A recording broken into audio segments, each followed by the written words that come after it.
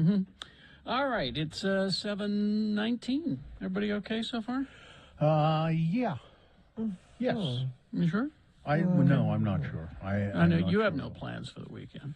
No, I don't. Gina's are all kid adjacent, I'm Well, sure. or it's Mary Claire's birthday today, so wow.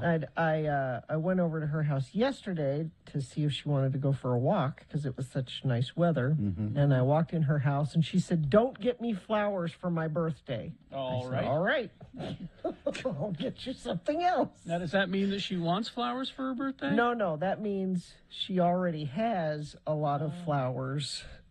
And she doesn't need any. She would like something else. Were you planning on getting her flowers for her birthday? I wasn't, but I just think it's funny that. I think I would have said, "All right, Mom, I'll take them back and see if I can exchange them." Do not get me flowers. All right. Well, then, Mary Claire. There you go. What will you get her? I'm not going to say. Why? Yeah, she doesn't listen. She's not listening to this show. And her girlfriends don't listen either, do they? She doesn't need any more things. That's true. She has plenty of things. Write her a poem. Macaroni picture. It's time. I think I'm going to get her. I think I'm going to get her a gift certificate for a manicure. It's a little pampering. She'll use that. That's a good idea. She'll use that. All right. Well, let's get to round one of our boners. Here we go. 3 news stories. These are examples of bad, stupid, or funny human behavior. And you'll decide with your vote of these 3 candidates which one is the worst, which one deserves to go forward to Boner Fight and get that chance to become Boner of the Day.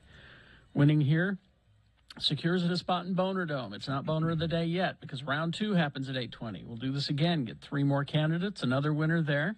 Both winners head to Boner Dome. Boner Fight happens at 9:20 this morning. That's when you'll vote. And then after that, you won't vote for Boner of the Week because Dave the Flower Guy will just tell you who it is. He just does it. So let's get to, this is round 1. Send one of these 3 forward. 2 candidates now, a third here in a bit. Once you've heard all 3, then you will vote. And one of you lucky random Boner voters will receive tickets to Odyssey Dance Theater's Shut Up and Dance. It's at the Mid-Valley Performing Arts Center running through March 12th. You can get more information at x96.com. Mm-hmm. And you'll also receive an invitation to Mary Claire's birthday party, which was fun. Just real quick, x96.com/live radio from Hell TV is back. So that's on our YouTube channel as well. Looks like they got the cameras fixed. So here's Boner candidate number 1. Oh, come on. They all look the same. They all have the same last name. For nearly a year and a half, Vanguard Academy in West Valley City has been responding to concerns about its ties to the polygamous Kingston Group, also known as the Davis County Cooperative Society, or the Order. The questions started with a Fox 13 investigation in December of 2020, which revealed a lack of diversity and hundreds of thousands of taxpayer dollars spent on Kingston-affiliated businesses. The Utah State Charter School Board conducted its own investigation, confirming Fox 13's findings. They placed Vanguard Academy on warning status in June of 2021. Quote, "I mean, it really doesn't take much of an investigation," said Colleen Snow, a former member of the Kingston family. "Everybody looks the same. Everybody's got the same last name." Wouldn't that be odd? Yes. Everybody at the school has the same last name, and they all kind of look alike. It's the Kingston family using state money to have their own private school. Yeah, that's as of March 2022. Vanguard Academy employees said they were still struggling to meet the Utah State Charter School Board's mandates. "I'm not saying that we have evidence of fraud or evidence of financial misspending," said Executive Director Jennifer Lambert. "We just can't confirm that there is adequate oversight. We can't assure that things are being done appropriately." There's a really great quote coming up here. Let me just jump to that. Lambert says, "It's been difficult for the Utah State Charter School Board to ascertain who's related to whom within the Kingston family. The director of the school, Suzanne Owen, previously denied any knowledge or involvement with the Kingston Group's religion." Listen to this quote. A Fox 13 investigative reporter, Adam Herberts, asked Ms. Snow, Owen asked Ms. Owen, are you familiar with the Latter-day Church of Christ? I've heard of them, Owen said, but you're not familiar with it, the reporter said. No, I'm not. Well, I mean, like I say, this is a public charter school. Mm-hmm. The Latter-day Church of Christ is, of course, what the Kingstons it's their version of a religion. So there you go. Yeah, the charter school using public money, and it's all religiously affiliated. Boner candidate number 1. Oh, come on. They all look the same. They all have the same last name. Here's boner candidate number 2. I was only going 100. A Clearwater, Florida man is facing charges. He was clocked going over 130 miles an hour down a county road. The alleged speeder, Bruce Carden Green, was seen weaving in and out of traffic while racing another driver on the causeway. A Clearwater police officer clocked Mr. Green going 130 miles an hour, pulled him over. When he pulled him over, the officer came up to the car. Green said, I wasn't going 130. I was only going 100. Well, that's still speeding, sir. Well, that's not. Well, okay, but let's get it right, okay? Boner candidate number 2. Coming up in a moment, boner candidate number 3, better late than never. All right, let's see. You've got boner candidate number 3 for round 1 coming up in just a bit. What do you got there for us? Joy Behar. I haven't talked about Joy Behar in a long time. Well, this is a banner story then. I'm sure that you're going to want to sponsor that, Gina. For sure. Are you searching for Pokemon? Locally owned Haster Games has the best selection of Pokemon, Dungeons & Dragons, Magic, and more. Shop online at HasterGames.com or visit the store. 6831 South State. Curbside service is available. Joy Behar, of course, is one of the women on The View, a wildly successful chat show in the afternoons on TV. Thursday, Joy... she's used to taking verbal blows, but she's not used to having physical things happen to her. But she did on Thursday's episode. She faced a really, really tough opponent, her chair. Quote, 25 years and this has never happened. Who do I sue? Behar joked after recovering from a tumble at the start of The View's latest live broadcast, which saw the 79-year-old woman, it says here, slip to the floor while attempting to get into the chair. No, she didn't slip to the floor. She kind of missed the chair entirely and went ass over tea kettle. It was that pronounced. And I would be very surprised if Joy Behar does not feel a lot of bumps and bruises after that fall. I'm stuck on that. She's 79. I didn't realize she was that old. Yeah. And you can kind of see when they help her up, and she's like, she goes toward to sit down, and she goes toward the whatever you call it, the table there, and she looks 79 at that point. Oh, yeah. She looks like that would be awfully hard.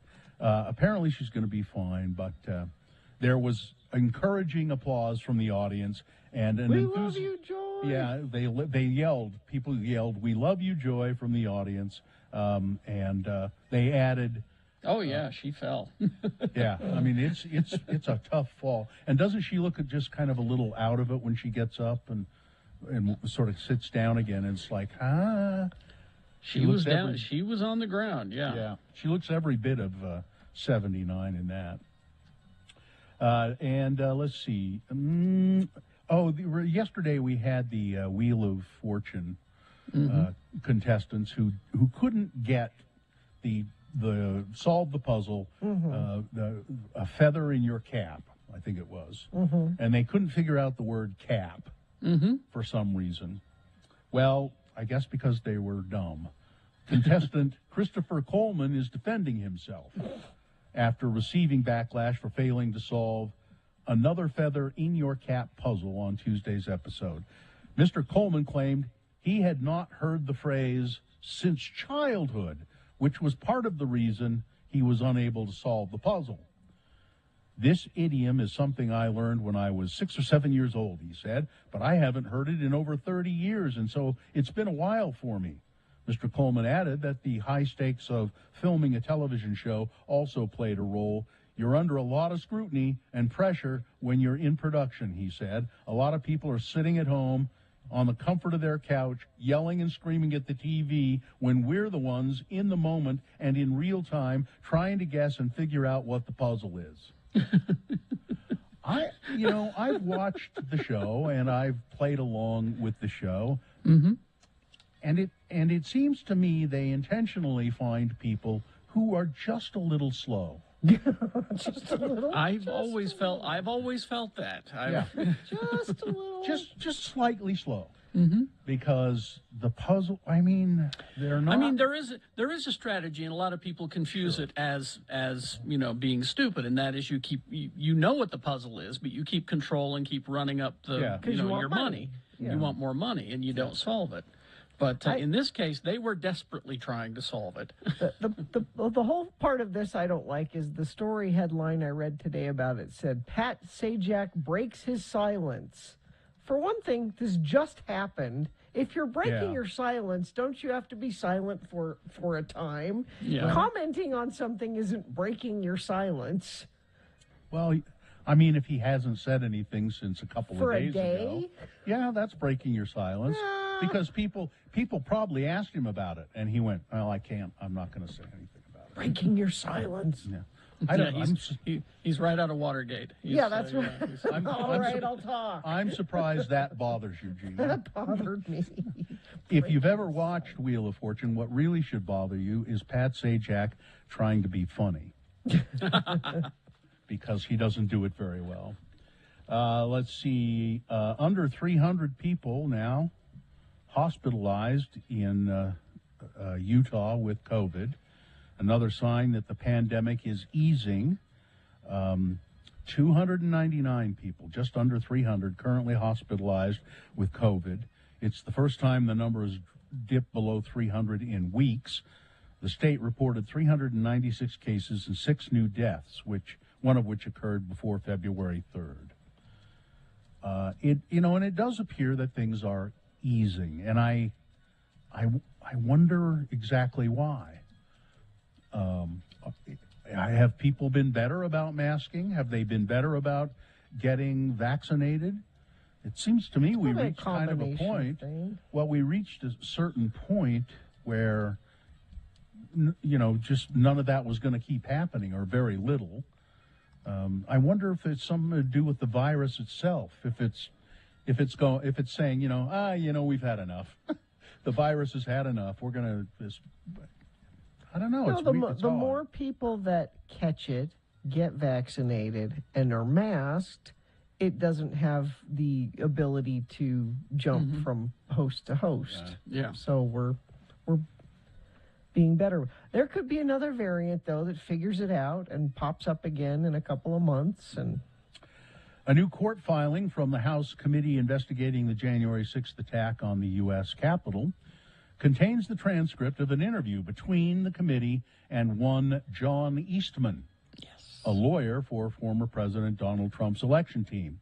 Lawyer Eastman authored a legally dubious menu laying out how former Vice President Mike Pence could overturn the results of the 2020 election. And in that interview with the panel, Eastman didn't answer questions and instead invoked his Fifth Amendment right against self-incrimination, including when he was asked about his communications with Utah Senator Mike Lee leading up to January 6th. Eastman is suing the January 6th committee to keep his emails private, claiming attorney-client privilege. Wednesday's court filing is a response to that lawsuit. It claims that there's enough evidence to conclude Trump and his allies may have conspired to commit fraud and obstruction of justice. And the implication may be that Mike Lee was a little bit in on that. Mm-hmm. Yeah. Reporters Bob Woodward and Robert Costa revealed in their book Peril that Eastman sent a memo laying out his argument for overturning the election on January 2nd. Lee was reportedly surprised by Eastman's theory that Pence could set aside the results because of alternate electors put forward by a handful of states. Lee claims that he made phone call after phone call to find alternate electors, but found none. Well, I don't know. He made phone call after phone call to find alternate electors rather than realizing that they don't exist. Well, finding somebody who was willing to be an alternate elector, knowing full well that they could possibly get into trouble if people noticed, or, are you willing to do this for the president? But so that means he was actively involved in trying to. I think so. Well, and he seems to be. We have forged documents on state, paper. Not here. Not here. Not in Utah. Other states. In Utah. Other states of people saying, we're the electors. Yeah, they volunteered to do it. Yeah, and so that's what he was doing. Is he was calling out to different states, that Trump lost, saying we need some fake electors. This it seems then he was directly involved in all of this, and this will make no difference. He will be reelected. Better not be. Well, he will be. It will make zero difference. You folks in that district, stop it. It's not a district. It's area. The entire state votes for. Oh, Lee is the entire state. Okay. Yeah, he's a senator. All right. Katie Nelson is a high school student passionate about making period products accessible for students. Great. She says most girls have been in uncomfortable situations surrounding their periods. I have a story of when I was in the 7th grade of, I don't know if I want to go through. She describes what happened to her in graphic detail. All girls have been in a situation where they needed something and didn't have it, and it was embarrassing. Every single girl has had that experience.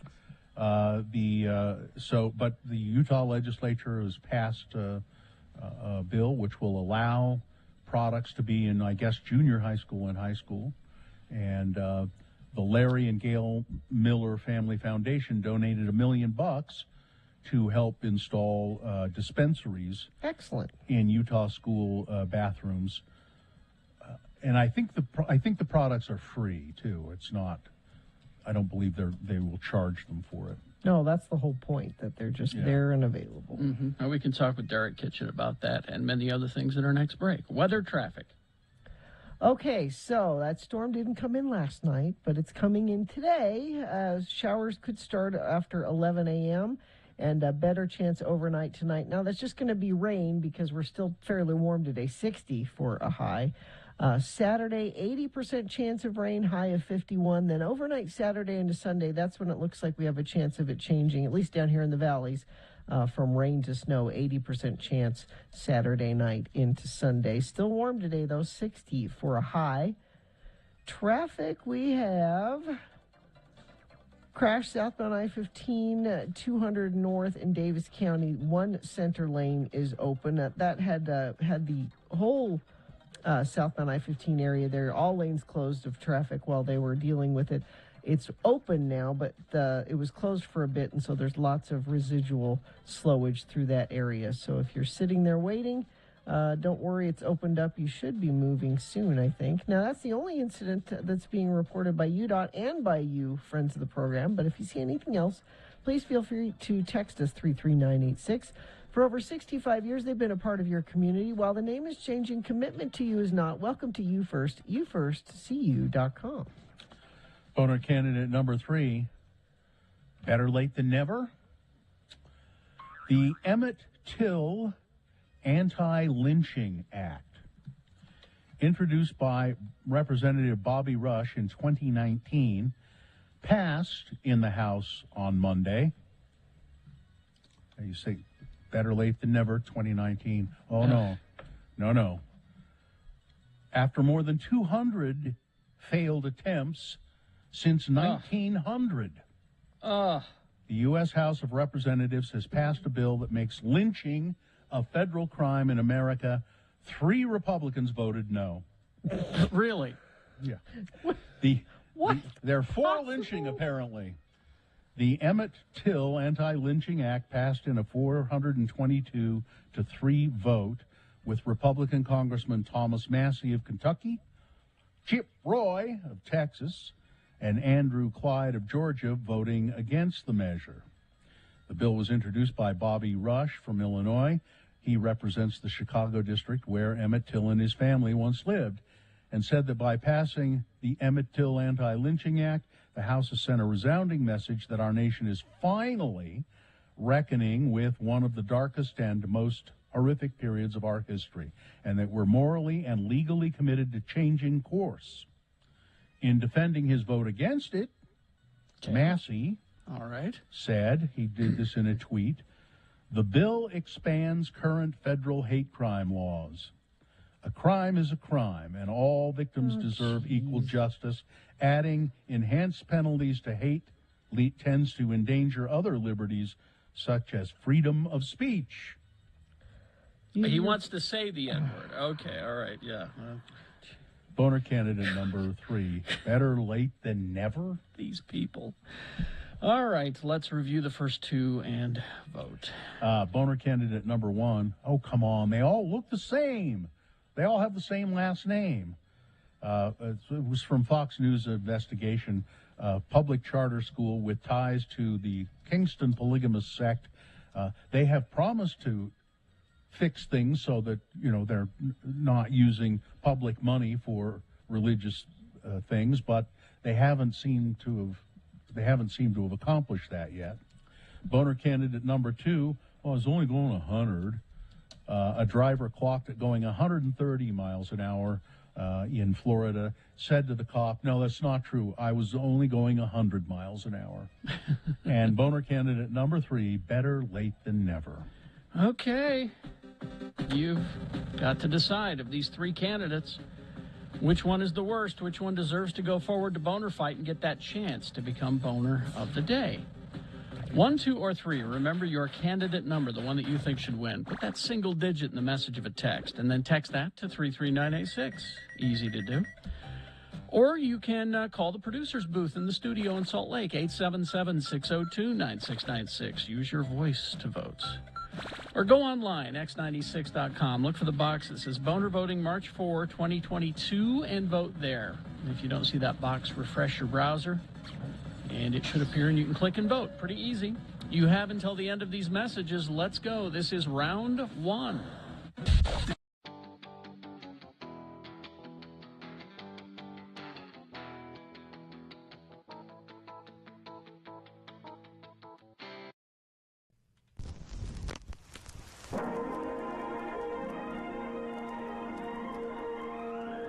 It's often said that people of Utah speak a language all their own. It's a language that's often confusing and even incomprehensible to newcomers here in the Beehive State. So, Radio from Hell presents a handy guide to help everyone understand how the natives speak. It's the Utah word of the day, and today's word is...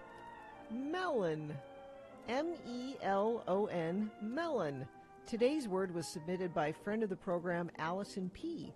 Allison says she heard this word used on local news during discussion of voter turnout in our past electoral event. Allison didn't specify if the word was used by a newsreader or by someone being interviewed for the news. We can only speculate. Thanks, Allison. And if you hear a Utah word, please send your example to radiofromhell@x96.com. Please put Utah word in the subject line. Again, the word is melon. Hey there, LeGrand. I got to ask you something. Okay. Do I talk funny? Huh? I mean, I recognize that I sound different than some folks that I talk to down at the Golden Hour Center. I mean, I go down there and I play cards with the old folks on Thursday. Well, I know that you do. But what makes you think that you talk funny? Do you talk different than them Golden Hours folks? Yeah, some, I guess. I mean, a bunch of them are not original Utahns, and when I say certain things to them, they look at me strange, and then I know I've said something that they didn't get or think was correct. Well, for instance. Well, we's talking about the election. And like I said, a bunch of them aren't from Utah, but they said they'd voted anyway. And I said, how did you vote, especially when you weren't in your home state? How did you vote?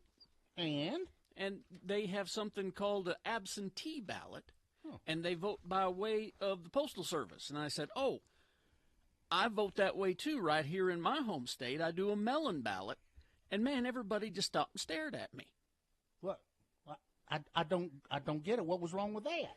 Well, then one of them said, real smart aleck kind of guy, puts down his cards and says, a melon ballot? You got a cantaloupe running for governor? Huh? Honeydew running for mayor? How many melons are office holders here in Utah, he says. Well, why would he say that? I mean, you was talking about sending in your vote through the mail, not voting for melons. Right. I said I sent my melon ballot, not a ballot to vote for a melon. There's a big difference between a melon ballot and a melon ballot, I would say. Well, exactly. Besides, what kind of idiot would vote for a cantaloupe? Join us again some other time as we examine how the Utah natives speak with the Utah Word of the Day.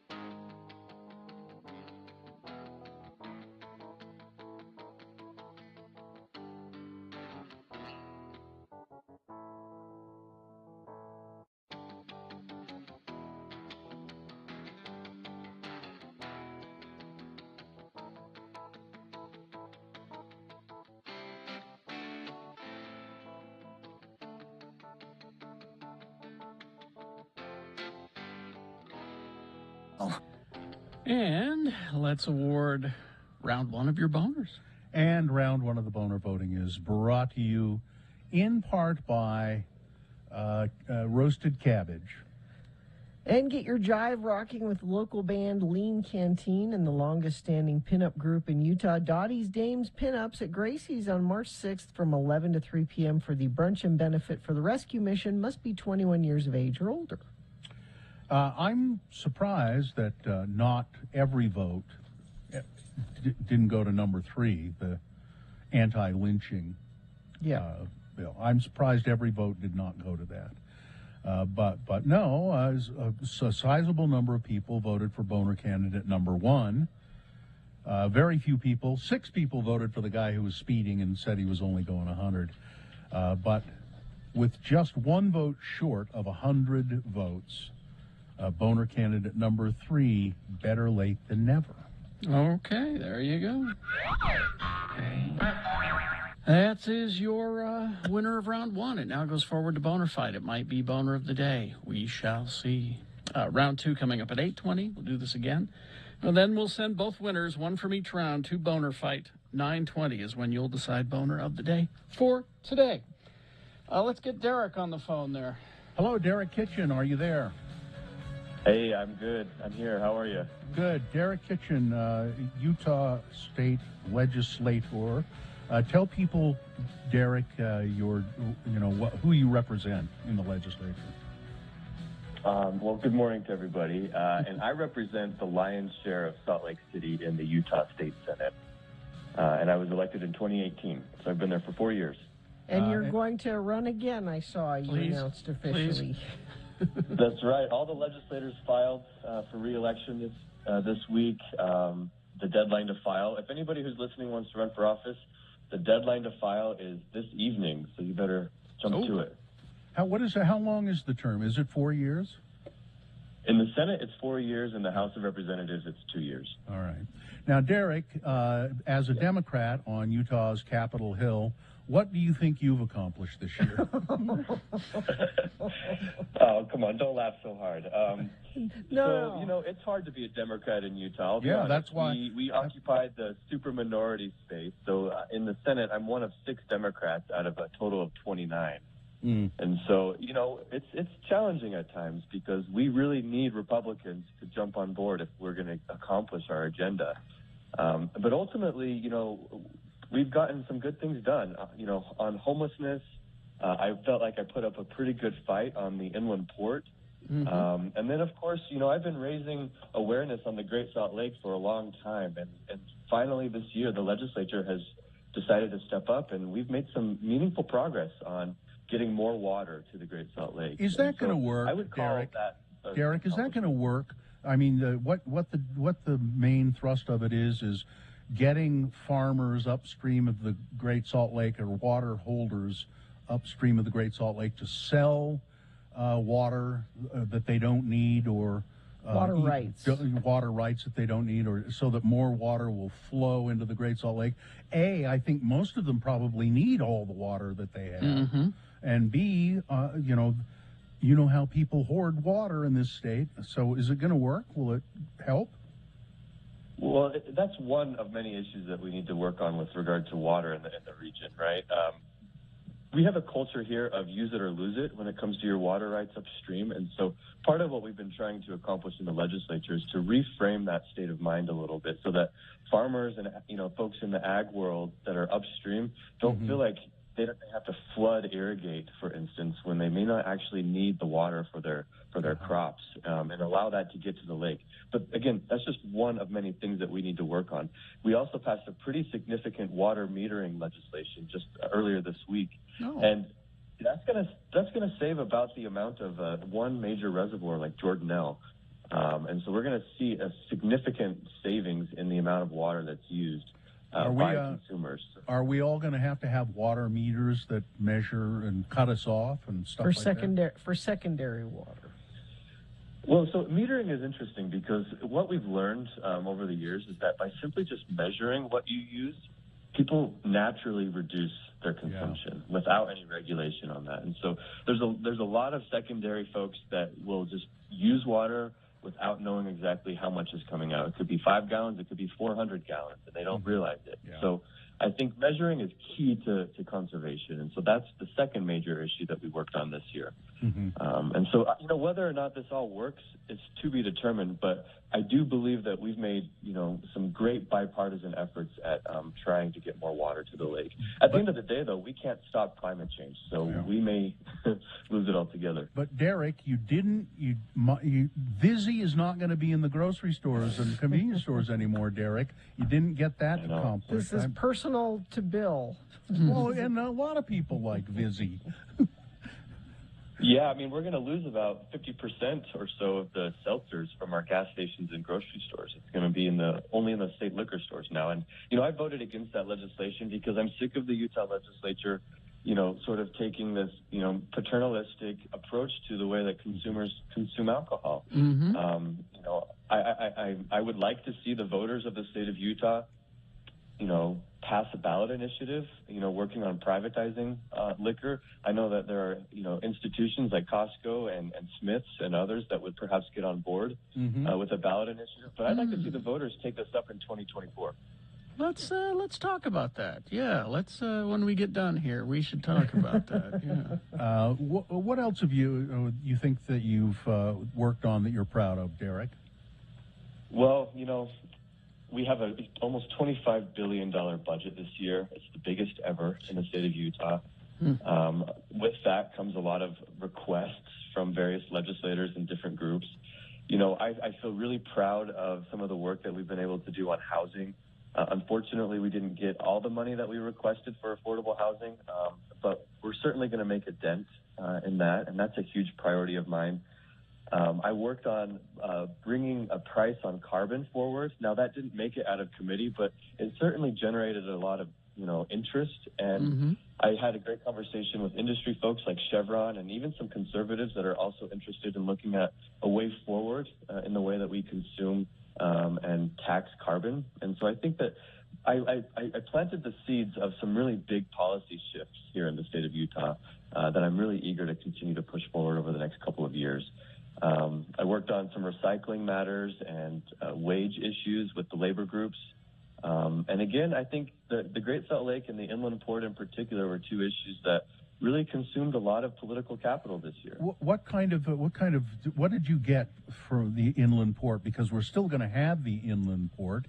Did you get some sort of concessions or regulation? Well, I opposed that bill pretty hard. I mean, I fought that one because we lost a lot with the Inland Port. Yeah. Salt Lake City no longer has representation on the board of directors.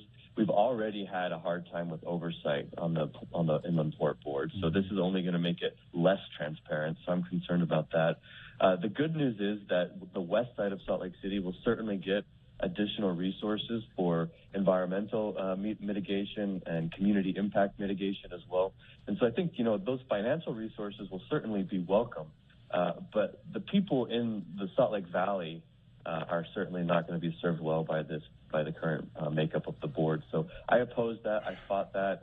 I did everything I could to stop it, but I was unsuccessful there. Yeah, and Derek, I don't know what the legislators think. Cruise ships are not going to come into Utah. They're just not going to be able to do it. I'm sorry. It's not that kind of port, Bill. It's a port, the inland port. It's not that kind of Derek, we're out of time. Derek Kitchen, one of the crusading Democrats in the Utah State Legislature. Thanks for the work you do, and thanks for calling in, and have a good last day of the session. Hey, guys, I really appreciate you. Enjoy your Friday and the weekend, okay? Thank you, Derek. Thank you. All right. Traffic, Gina, please. Oh, let's see what we've got. I'll refresh my UDOT website, see if there's anything new going on. There's still some of that slowage southbound I-15 through Kaysville. There was earlier accidents that had closed down southbound I-15. It is reopened, but so much backed up traffic there, it is still crawling along, it looks like. That's the only place it's crawling along, though. I don't see anything else that's really causing an issue. Let me check our message stream, see if friends of the program have. Nope, you're not seeing anything either, but if you do see something, you can certainly text it in to us. If it's safe for you to text, 33986. All right. We will take a break. We will be back. We got Jimmy the wine guy next, and he's going to talk about some bourbon. Okay. Gina and I got some bourbon. Regular bourbon. Yeah, And no, I didn't Bill- because I gave it up for Lent. And we're going to address that. Non-alcoholic beverages coming up after these. Stand by, KXRK Provo.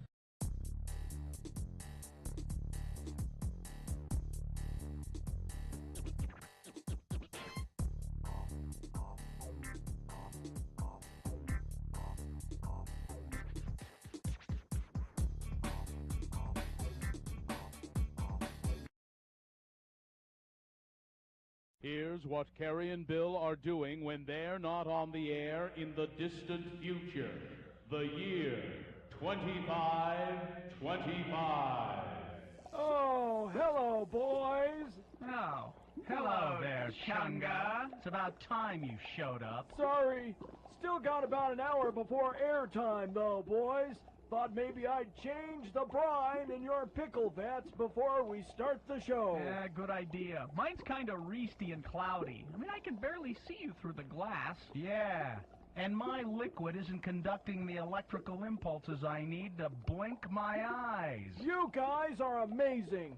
I don't know of any other guys in radio who could have lost their bodies to disease, had their heads preserved in vats through the miracle of cryogenic science, and still go on with the show. I bow in the presence of greatness. Yeah, and if I still had an ass, you'd be kissing it right now, buddy. Hey, come on, leave the kid alone. All right. He won't change the brine before we have to go on the air if you keep insulting him. Hey, Any word on when our audio animatronic bodies are going to be ready, Chunga? Well, I called Disney and they apologized for the mix-up with the last bodies they sent you boys. But Bill, I thought you looked pretty cool with your head on Little Mermaid body. I wasn't any better off with that body than I am as just a disembodied head in a pickle vat. Who could walk on that tail? Yeah, the Country Bear Jamboree body they sent me was ridiculous. I think Bill and I are going to be much happier when they send the Chip and Dale bodies. God, ain't technology wonderful? You said it, brother. Only here in the year 2525 could two disembodied heads kept alive in pickle vats do a radio show. And still come out to be about number 15 in the ratings. Do you guys mind if I wait to change your fluid? I gotta go to the head. The head. Real funny. What a comedian. What? Oh, nothing. Hey, watch out. You're jostling my back. Out! Help, pick me up. I'm going to die. Hey, now maybe I can get a full-time gig on the Radio from Hell show. Ah, I knew someday I'd get ahead. Get ahead. Now that's funny, Chunga. Funny.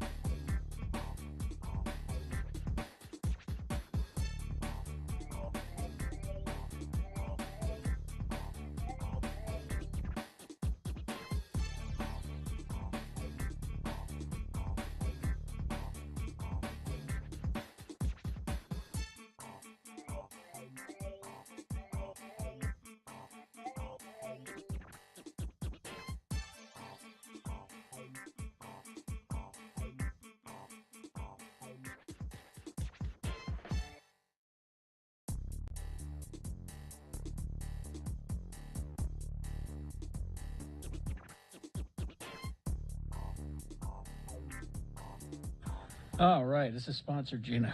Yeah, brought to you by Yellowstone Bourbon. Have another drink, it'll make you feel better. Have another drink, it'll feel alright. If you feel down and you're under the weather, have another drink and you feel alright. Yes, indeed, it's Jimmy Santangelo, or as we call him, Jimmy the Wine Guy. Jimmy is the proprietor of the Wine Academy of Utah. You can go to that website, wineacademyofutah.com. All kinds of great stuff there, classes and things like that. And Jimmy has brought to, he gave Carrie and Gina, oh, good morning, Jimmy. I should say good morning. Hi, Jimmy. Good morning. How is everybody? Good. So Jimmy brought Carrie and Gina some Yellowstone bourbon. I love bourbon, but a challenge from Gina Barberi, essentially. I guess I gave the challenge to myself. You did, yeah. But to give up bourbon for Lent. So Jimmy brought me some non-alcoholic bourbon. It was kind of it was missing something. It was missing something, wasn't it? It was missing alcohol. It was for missing. one thing. Probably the most important part. Yeah. It was, I don't know. It was, is there a brand name for it, by the way? Monday. Yeah, it has a bourbon and a gin. As Gina mentioned, you can get it at a Boostique, as well as a few other retailers in town. Yeah.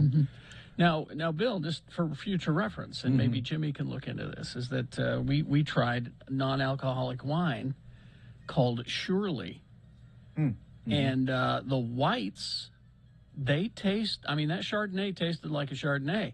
The reds, however, tasted like Welch's. It was not good. Yeah, I wouldn't say that this non-alcoholic bourbon, I wouldn't say that it tasted like bourbon. But yeah, it was a non-alcoholic whiskey. But I got to tell you, we got a bourbon in the studio today. Oh, I love that. Thanks a lot. That label's beautiful, by the way. I like that. Very classy. This is it's a handsome bottle. It's got glass embossment on the shoulder, and this is a commemorative label. There's 6 different ones. Let me unpack this. This Yellowstone bourbon is super cool. What they're doing is $1.50 from every sale is going to the Yellowstone National Park as they're celebrating their 150 year. Actually, it's the National Park Conservation Association. So all the national parks are going to receive this donation. It's kind of neat. So you're drinking for a cause. You're drinking for a cause. That's good. I always drink. Yeah, I always drink for a cause. As Gary just said, but this is you know. In our house, my husband likes to pair drinks with whatever TV show we're watching. This will pair nicely with our viewing of Yellowstone. There you go. And the prequel. That's kind of too literal for me. This is widely available in our state. In fact, it's on what's called SPA. It's a sale, so it's a couple bucks off from its $39 price point. So you're looking at 37 bones for this bottle. Beautiful bottle, decorate anyone's shelf. It'll complement anyone's shelf. Really cool that it has a commemorative label. And the bourbon's delicious. It really is. It's a smooth one. It is. It's very smooth. So in order for it to be a bourbon, you have to have majority corn grain in there. I don't know the mash bill, but it does have a nice little bit of a cinnamon spice. So that speaks to the rye that would be in there. I was able to discover it's blended. It's a blend of aged between 4 and 7 years in brand new American oak. So it's got some. It's got some heritage there, some aging there. And the distiller is a descendant from long distillation integrity with the master distiller in here. And I feel real fortunate that we have it in the state. It's a kind of a cool commemorative bottle. They're doing a great donation, and it tastes delicious, and it's affordable. Now, Jimmy, I'm a little bit unclear. Is it distilled here in Utah, or is it no, Utah it's Kentucky. Product? Kentucky. Okay. Yeah, it's out of Kentucky. Large distillery out there. They do a number of products. Lux Row is the main distillery head, and then we have other distilleries under them. And the master distiller with this has access and is sourcing from some really fantastic product. Well, I can't wait to try it after Lent. It's really good, Bill. It really is. I'm now, well pleased with it. Would you say to drink this, Jimmy, neat or rocks? Or I liked water, it on the rocks. I added a little water yesterday, and just to open it up, to taste it, to really kind of think about it and get those. I felt the layers of the caramel and the toffee really came through, as did the spice. It is 93 proof. So it's a little higher proof, but that's okay. That breaks down to 40-something, 46.5 ABV, and that's right in there. But this will make a great cocktail because it'll have that strength of character to go back and forth with those other, to blend together with those other components. So whether it's an old fashioned or a Manhattan. Now this is interesting because someone's broke it down for us for Yellowstone. 75% corn, 13% rye, 12 malted barley. Beauty. Now 13% rye, that seems lower than usual. Is that? Yeah, that's not much, but it's still evident. For example, other bourbons may have 25% rye. One local distillery has 20% rye, and it's really significant. Exactly. Rye really comes out. Yeah, I think that's why I like this one better, is because I've never been really a fan of the rye. I'm not a fan of rye whiskey myself either. But this is just enough to give you the effect without overwhelming. Right. No, I agree. I'm glad somebody sent in those breakdown. So, delicious stuff. Is Yellowstone bourbon then available at all of the liquor stores, most of the liquor stores in Utah? They're available at most of the liquor stores. If you don't have it, one thing that our managers at the wine stores, and I don't want to speak on their behalf, but they're very encouraging of saying, hey, if we don't have the product, let us know. We'll see what we can do to carry it in. And with a product such as this, so widely available, with good inventory, pushing this promotion $1.50 towards the organization all the way up until August 31st of this year. This is something that should be on the shelves for everyone, but it is pretty widely available currently. What's going on at the Wine Academy of Utah? We got a ton of classes. Yeah, we go to our wineacademyofutah.com website. We've got our upcoming calendar and event page there. And we're just having a blast. All the way as north of Logan, all the way as south as Draper. And this upcoming fall, we'll be in Cedar City for the Utah Wine Festival. Okay, wineacademyofutah.com. You got all of the bottles that my wife has cleaned and returned all of the bottles. And mine. There were about 20 of them in that bag, I think. We've been busy when I saw that. Two quick text questions for Jimmy. Does Jimmy drink as well? Duh. I'm a big spitter. I assess alcohol constantly. So, yeah, sip and spit. And then my second favorite question for Jimmy, do you think a non-alcoholic bar would be worth something opening in Utah? I just point you to Sodalicious, all right? I point you to all the dirty soda places. Those are the Utah non-alcoholic bars. There are a lot of people that do mocktails. Yes. Yeah. Mm-hmm. How many kinds of liquor or wine? Do you have any idea that are non-alcohol? You can get non-alcoholic. There's a couple of brands, wine brands out there.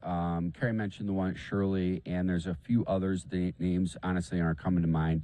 There are more and more non-alcoholic spirits coming out, but I got to tell you, there's a non-alcoholic beer called Athletic Brewing. That, I kid you not, their hoppy kind of style is fantastic. I had it. When I was in Boston over the summer.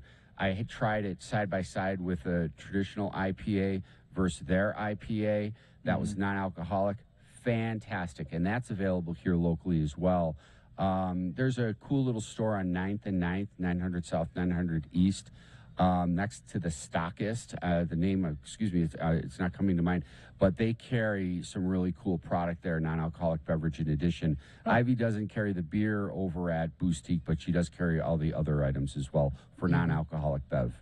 All right, so Yellowstone Bourbon, I'll try it. I think Lent is over on the 10th of next month. So.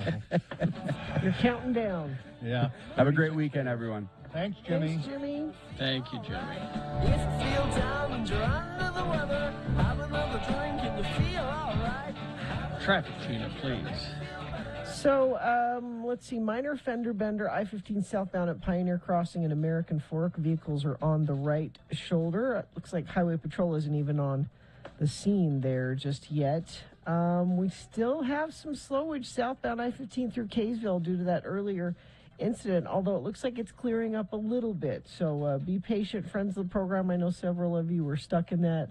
It is open and things are moving. It's just there was a lot of backup leading up to that. And that looks like that's it. If you see something, you can text it to us, 33986. Okie doke. We've got Boner's Round 2 coming up. Here are the candidates you'll consider this time. Boner candidate number 1. You really need to check on the spelling on these things. Boner candidate number 2. The cops are always after me, Lucky Charms. And boner candidate number 3. Squatters. All right. Boners Round 2 coming up. Stand by for all of that. Ranlife.com/X96. Very important to put the /X96 on there so that they know who you are. Yeah, it's something that they're offering X96 listeners. Ran Life is offering. It's the Customer for Life premium, I guess you'd say, or discount.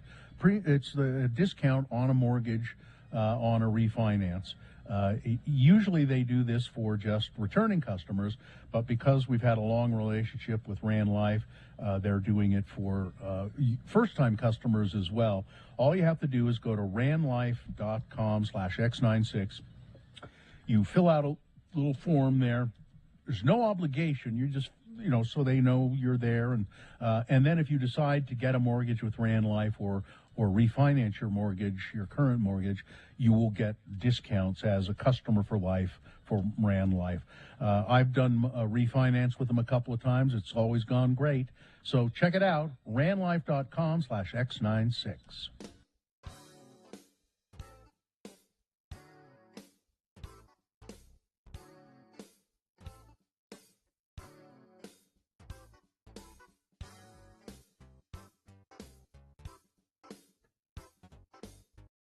How did you woo, or how were you wooed by your current spouse? How did you know they were, quote, the one? Thank you for considering my question. It was the neoprene bustier. That's how I knew. You should tell people about them. Don't just say that. That's how I knew she was the one. It was the it was the neoprene bustier she was wearing. I went, yeah, she's the one. Yeah, that's the one right there. We were at a live studio audience up at the Einstein's Bagels in Olympus Cove. And she was there with her friends. I have to credit Artie Fufkin, actually. Really? Because I sat there, and Artie overheard me. I was like, yeah, I want to go and ask her out, but I just... And what was great is that she just didn't care. She was having none of it. She was tired. She was dragged there by her friends. She didn't care. And Artie said, well, you know what you do. You pass her a note. Like in school. Like in school. Yeah. That's immediately what I said. What, like in school? He goes, yeah, pass her a note. And I did pass her the note. This is I know this is weird, but, if you wouldn't mind, get coffee later. Check this box, yes or no? She still has the note. Really? Yeah. And it kind of went from there. I was single at the time, and Mary Claire, my mother, said, well, are you dating anybody? No, I'm not dating. Well, are you? Are you talking to anybody? And I said, well, I've kind of been emailing with this guy from college. For a year. And she said, Joe Jones? She totally plucked his name out of the air, and I said, how did you know? And she said, because he was the best-looking guy you went to school with. So Mary Claire knew he was the one before we ever went out on a date. We went out on a date, and we were married 3 months later. It was, I guess you could say it was a year of wooing via email. It took 3 months for his divorce to be final, right? That's another story.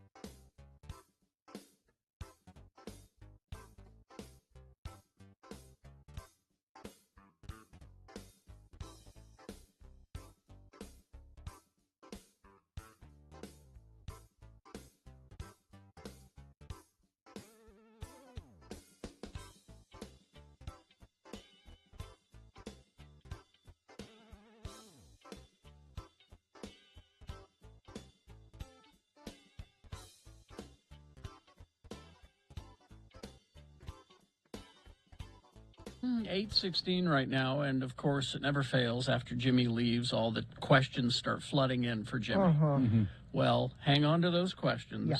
Like we had one about whiskeys, and I try answering, but I'm terrible at it because he's the expert.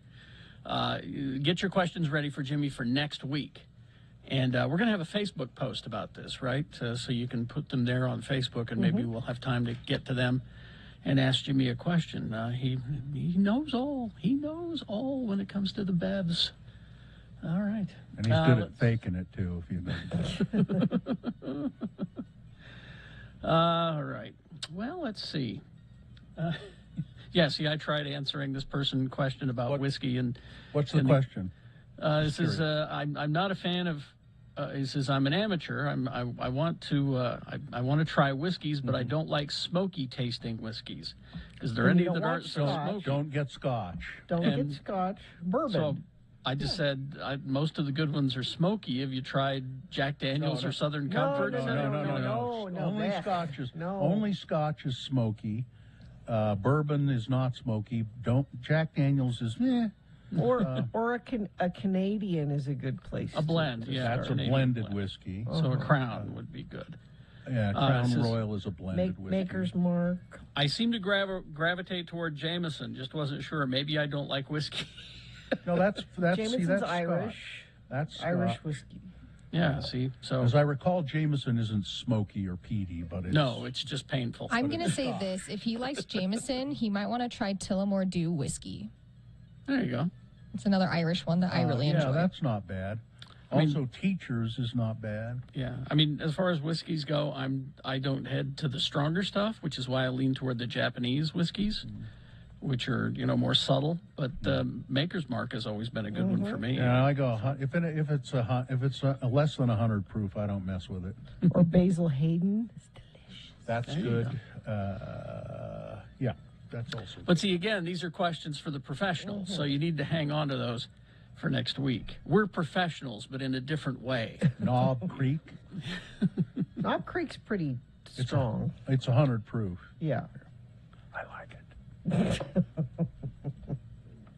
Wild Turkey 101 and a little bit of Diet Coke. That used to be my go-to until I found, I think, like Knob Creek or Old Forest. Those are better tasting, I think. Mm-hmm. All right. Well, then we'll get to our boners round 2. Here we Damn go. Lent. 3 news stories. Don't damn Lent. Jesus is so proud of you, Bill. Damn yourself for agreeing. I did it. All right. So let's get to boners round 2. 3 news stories. These are examples of bad, stupid, or funny human behavior, and you will decide with your vote of these 3 candidates which one is the worst, which one deserves to go forward to boner fight and get that chance to become boner of the day. If it wins here, it'll go up against the winner of round 1's voting, which we have already done, in boner fight. That's at 9:20 is when you'll decide boner of the day between those 2 champions. Well, we got to get our second champion here out of these 3 contestants. So here we go.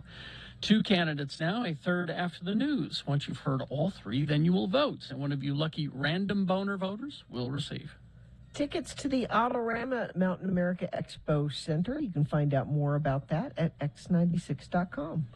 All right, here's boner candidate number 1. You really need to check the spelling on these things.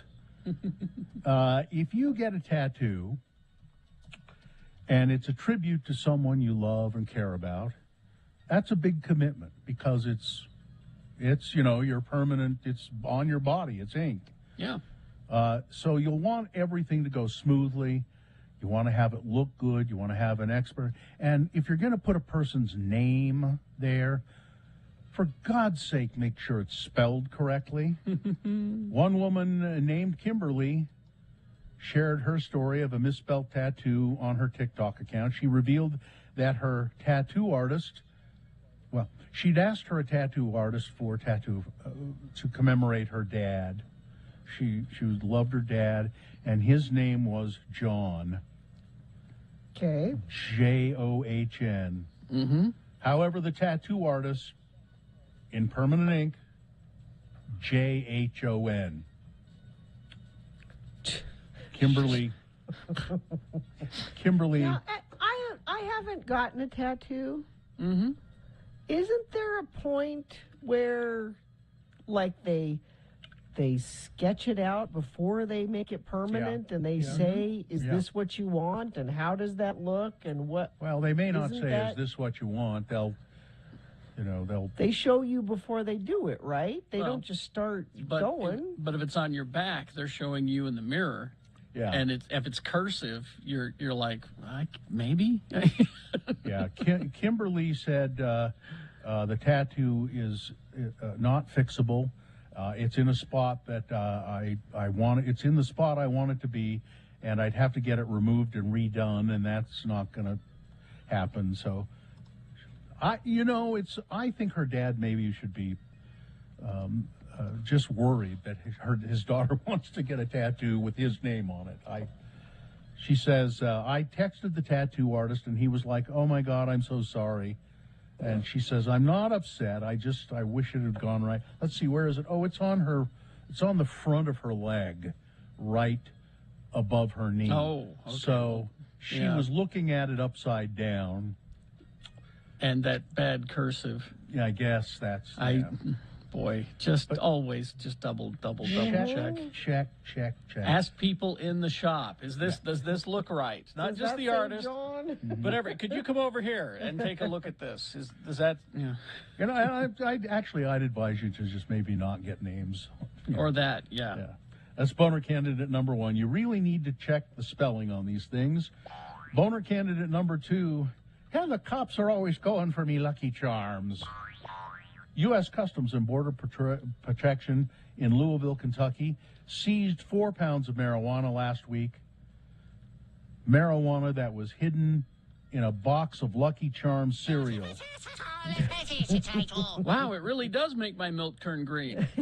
The CPB drug dog named Carrie, interestingly enough, except it's Kary, alerted officials last Thursday to a shipment of cereal heading from Louisville to a private residence in Great Britain. I'm going to send them over some Lucky Charms. When officers opened the box to take a closer look, they saw there was no cereal in there. There were no hearts clovers and just stars and moons. It was pot. Nothing but pot in a box of Lucky Charms. This is not a wise way to try and smuggle pot, because as you recall from the commercials, they're always after the Lucky Charms. Always. It's boner candidate number 2. Coming up in a moment, boner candidate number 3, squatters. All right, boner candidate number 3 coming up here in a bit. What do you got for us there? Pete Davidson. Oh, yeah. You should sponsor this, Gina. Oh, okay. Follow a baby whale on a magical journey to discover the incredible world of ocean currents. Meet curious creatures along the way. See how the ocean nurtures all life on Earth. Now playing at Clark Planetarium at the Gateway. Pete Davidson, of course, he's on Saturday Night Live, and he's going to go into space with Jeff Bezos on Blue Origin. He's close to signing a deal. Davidson was spotted at Mr.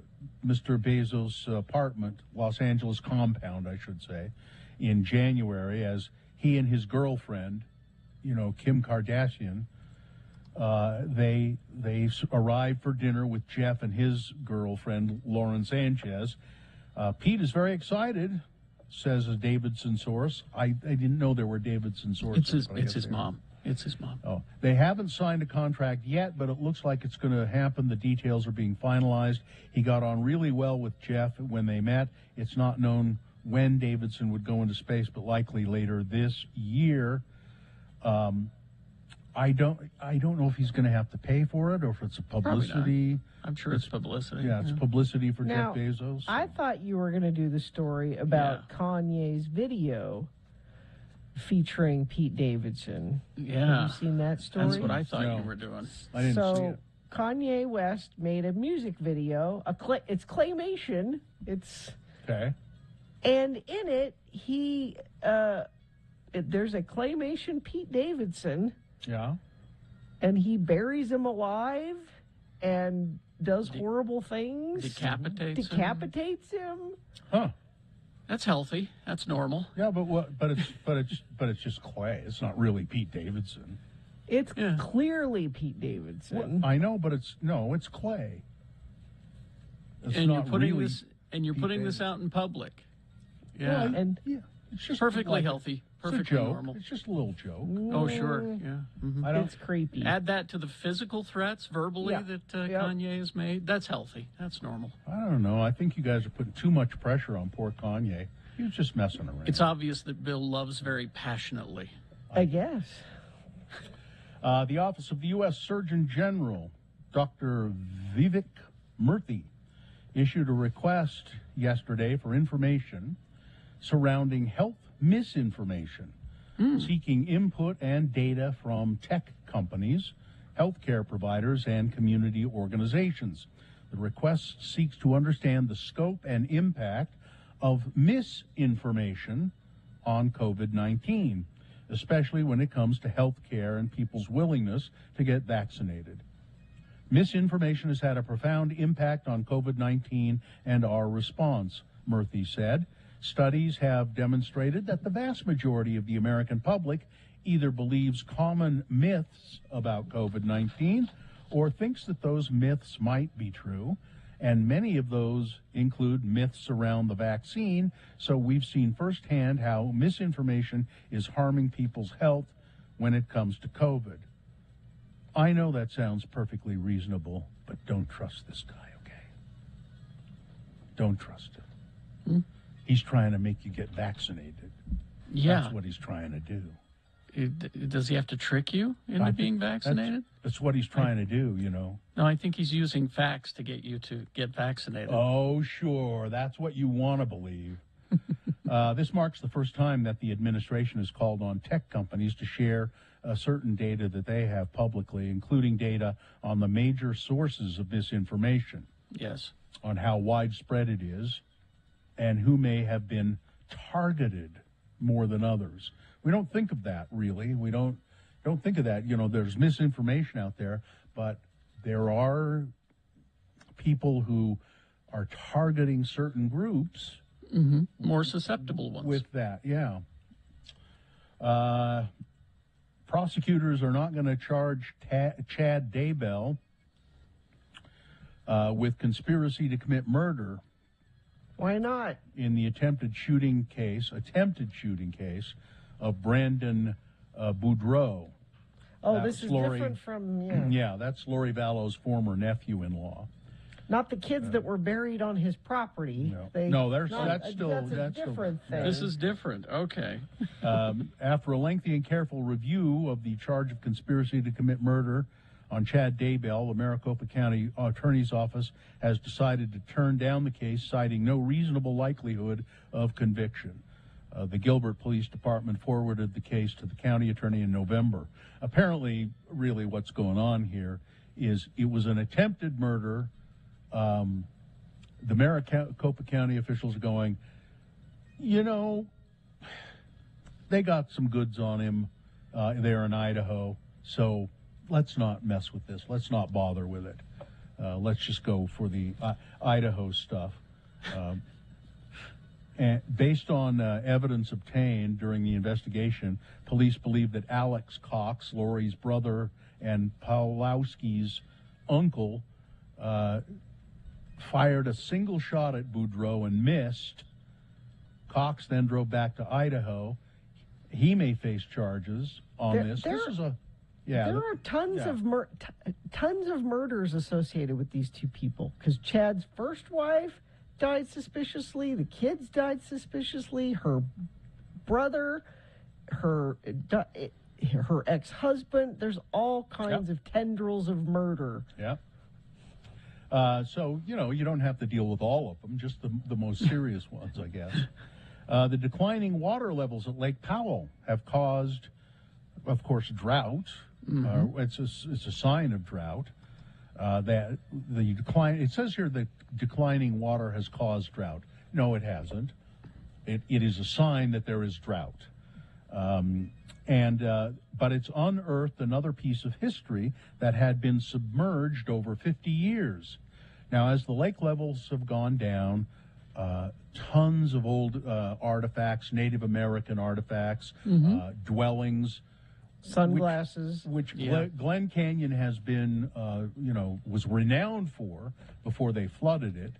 That a lot of that stuff is reappearing. Well, this is an old concrete plant. Yes, a Native American concrete. No, it's a concrete plant that was used for the cement to build the dam.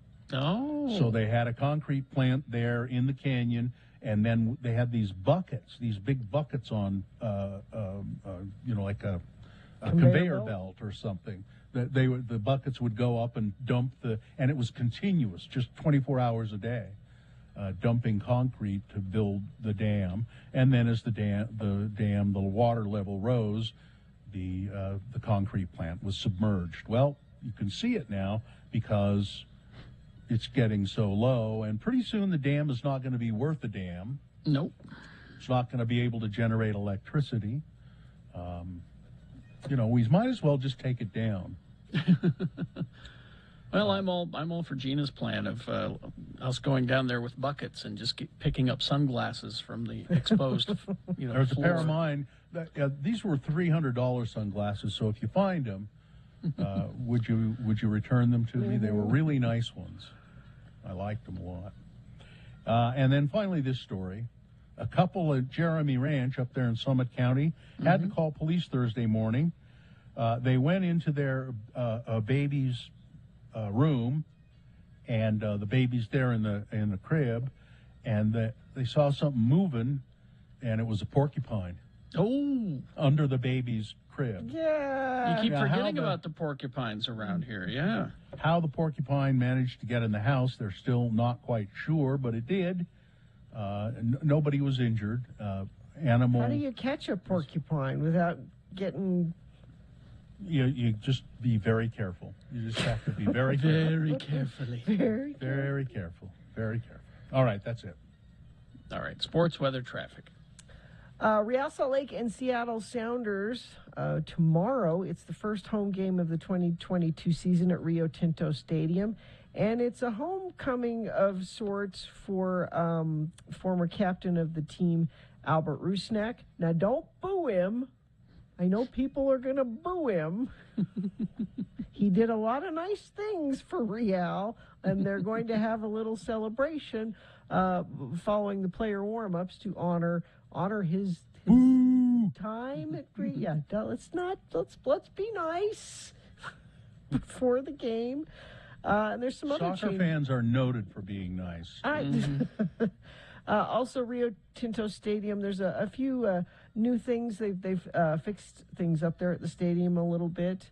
They're going to have flags available in these buckets that you could pick up as you're walking in to wave at the game. Now don't take them home. They want you to leave them there. So I'm sure they won't take. I'm sure people will not take them home. Don't take them home. No. Leave them there so you can use them for the next game. But I got a flag. So that is Saturday. Today at 6 o'clock, the Jazz are on the road. They play the New Orleans Pelicans. 6 o'clock today. And Quinn Snyder, the coach, won Coach of the Month for the month of February. So congratulations, Coach Snyder.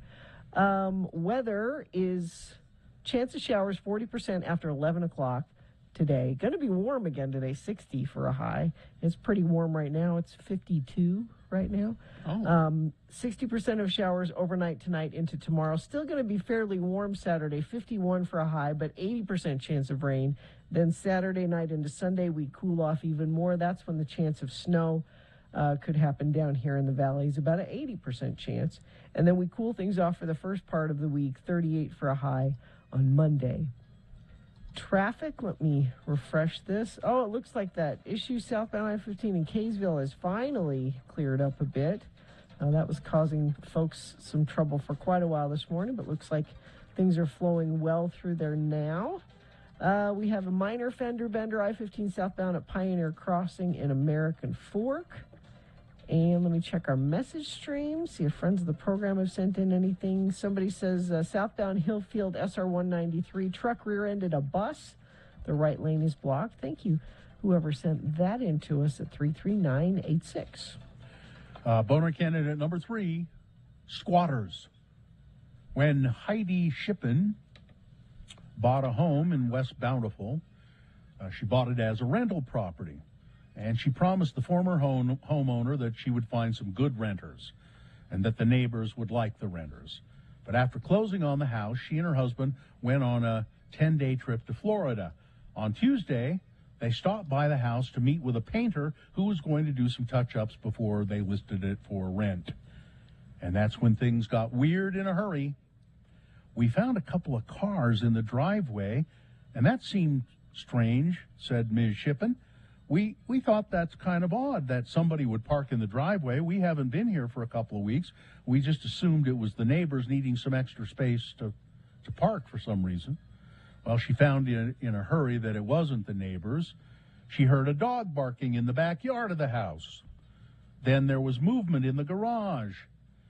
She said, "I live here," a voice yelled from the garage. I said, "You don't live here. This is my house. Who are you?" They were squatters, a group of 5 people, including a newborn baby, who had watched for the house to sell, forged a bogus contract, changed the locks, and moved in. The story kept getting crazier and crazier and crazier, so we called the police, who initially told Ms. Shippen that they couldn't help her. I don't know why. There are really weird squatting laws that, and luckily, I read into this story a bit. The only reason they were able to get them out is because they forged her name on a document. Not the fact that they were staying in her house, the fact that they forged her name. It says they forged Shippen's name on legal documents. The crime was enough for police to serve a search warrant. It didn't go smoothly. Officers ultimately kicked in the door and arrested 3 men. A woman and her newborn baby were allowed to go to a police-provided hotel for the night. During the investigation, documents were produced. We ended up seeking search warrants for the house and ended up removing the people that were living inside. Wouldn't that be odd, though, to find squatters in your house? Boner candidate number 3. Just hoping that you never come back from your vacation or something like that? I guess. All right. Let's review the first 2 and vote. Boner candidate number 1, you really want to check on these things. When you're getting a tattoo, it's rather permanent. So if you're going to have a tattoo of your dad's name, make sure that the tattoo artist spells it correctly. Boner candidate number 2, the cops are always after me Lucky Charms. It's not the wisest place to try and smuggle marijuana, I think, in a box of Lucky Charms, because people are always after it. And then boner candidate number 3, squatters. There you go. You've got to decide. Of these 3 candidates, which one is the worst? Which one should be boner? Well, the winner of round 2. Sorry, I got ahead of myself. Yeah. This is round 2. We're sending one of these 3 forward to boner fight. That'll happen at 9:20. That's when you'll decide boner of the day. Right now, let's just focus on this round 2. Send one of these 3 forward. All right, 1, 2, or 3. Remember your candidate number, the one that you think should win. Put that single digit in the message of a text, and then text it to 33986. Pretty easy to do. Or call the producer's booth in Salt Lake, 877-602-9696. Use your voice to vote. Go online, x96.com. Look for the box that says Boner Voting, March 4, 2022, and vote there. You have only until the end of these messages, so let's go. This is round 2. When Radio from Hell concludes, the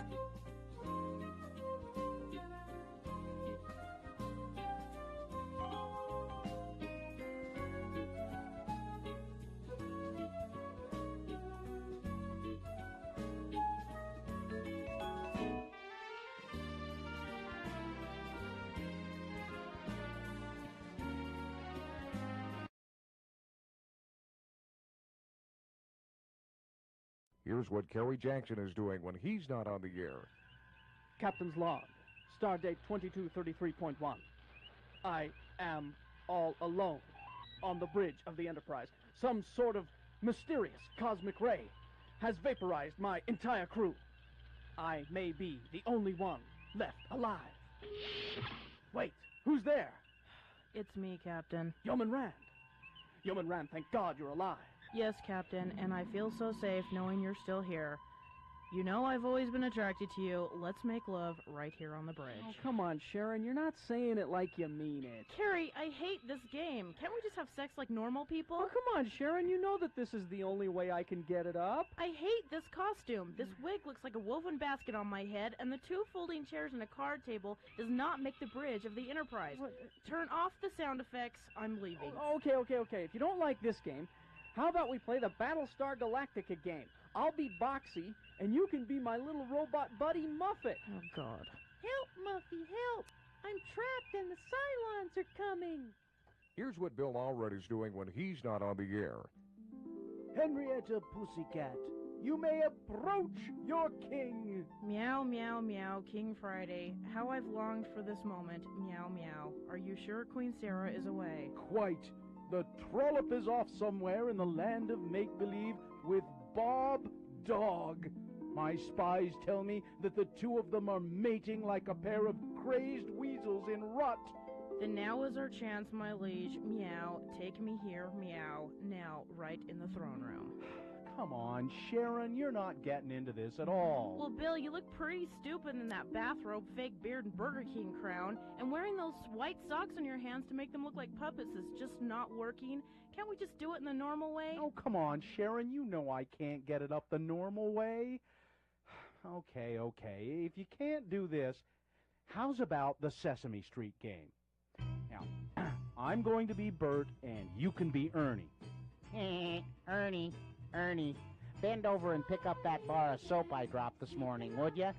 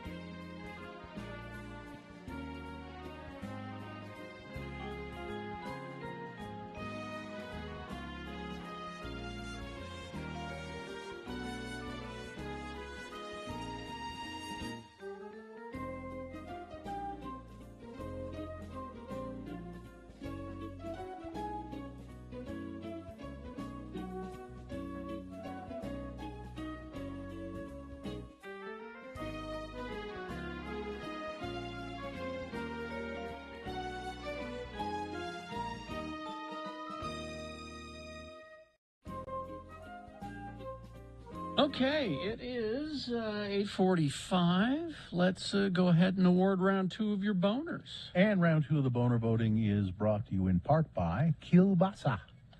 And get your jive rocking with local band Lean Canteen and the longest-standing pinup group in Utah, Dottie's Dames Pinups, at Gracie's on March 6th from 11 to 3. It's the brunch and benefit for the rescue mission. Must be 21 or older to attend.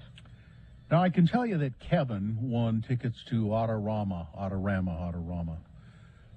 Kevin was a random voter who got those. Then I can tell you who won. It was there were votes for every candidate, significant votes for every candidate. But it's pretty hard to beat finding squatters in your home.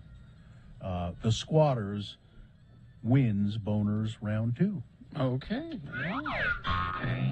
The winner of round 2 now goes forward to boner fight. Might be boner of the day, depending. We'll take the winner of round 1 and round 2, this one. Put them against each other. You'll vote for boner of the day at 9:20. That's when boner fight happens. And then after that, Dave the Flower Guy comes in and just tells us who boner of the week is. Stand by for that. Is this sponsored, Gina? No, let's just dive right in. Sailor boy! Okay. What? Oh, that's right. You have a son who's a sailor. He's a hospital corpsman, 3rd class in the U.S. Navy, Bill. He's never been to sea once. Nope. But he's somehow a sailor. Somehow he's a sailor. He works in a dental clinic in Jacksonville, Florida, on the Mayport Naval Station there. Mm-hmm. And I talked to him yesterday, and I said, thanks a lot for joining the military just as World War III's ramping up. As your mother, I really appreciate having that worry. What do you think? He's going to sail to the Ukraine any day now? Well, so he said, don't worry, Mom, I'm protecting and serving the mouths of sailors in the dental clinic. He's suctioning saliva and taking x-rays. Getting their teeth very, ready very to go to Ukraine. Very, very dangerous what he's... But he's applying for promotion. Ah. Wait, don't you apply for a promotion? I thought you just... So at some point, the general or the admiral, I guess, in the Navy, just comes along and goes... I like the cut of your jib, son. You're promoted.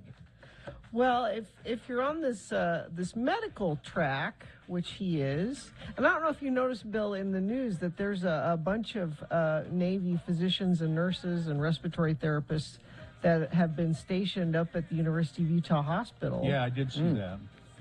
to help. So many procedures and surgeries have been put on hold due to COVID. And so they are going to be there for like a month or 6 weeks helping staff the hospital. Mm-hmm. So they don't have really any experience, but they're going to be doing some of the surgeries. I think. No, they have experience. What are they going to be doing? I don't... These are physicians and nurses. Oh, they Naval are. Physicians and nurses. All right. But so Festus is applying for, it's called an independent duty corpsman. Now, corpsman is a medic. Okay. And I said, okay, what's an independent duty corpsman? He said, it's kind of like, it's the highest level you can get to before you go to become an actual physician in the Navy. It's like a PA, kind of, like a physician's associate position. Assistant. But the reason they call it independent duty corpsman is these are the people that they send like to far off places where there's a bunch of Marines somewhere way far out, and it's too far out for them to send an actual doctor. Even like Catalina? Places like that? No, like... Sure. Like, there are no doctors on Catalina, I know. St. George? Or on the big ships, they have a physician on the big ships, but the smaller ships, you have an independent duty corpsman who's in charge of all of the medical care for the sailors on that ship. Mm-hmm. And that's a big responsibility. Yeah. Mm-hmm. So he's applying to go to school to do that. And I said, well, how do you get into the school? And he said, well, I have to have 60 hours out of the dental clinic and in the medical clinic.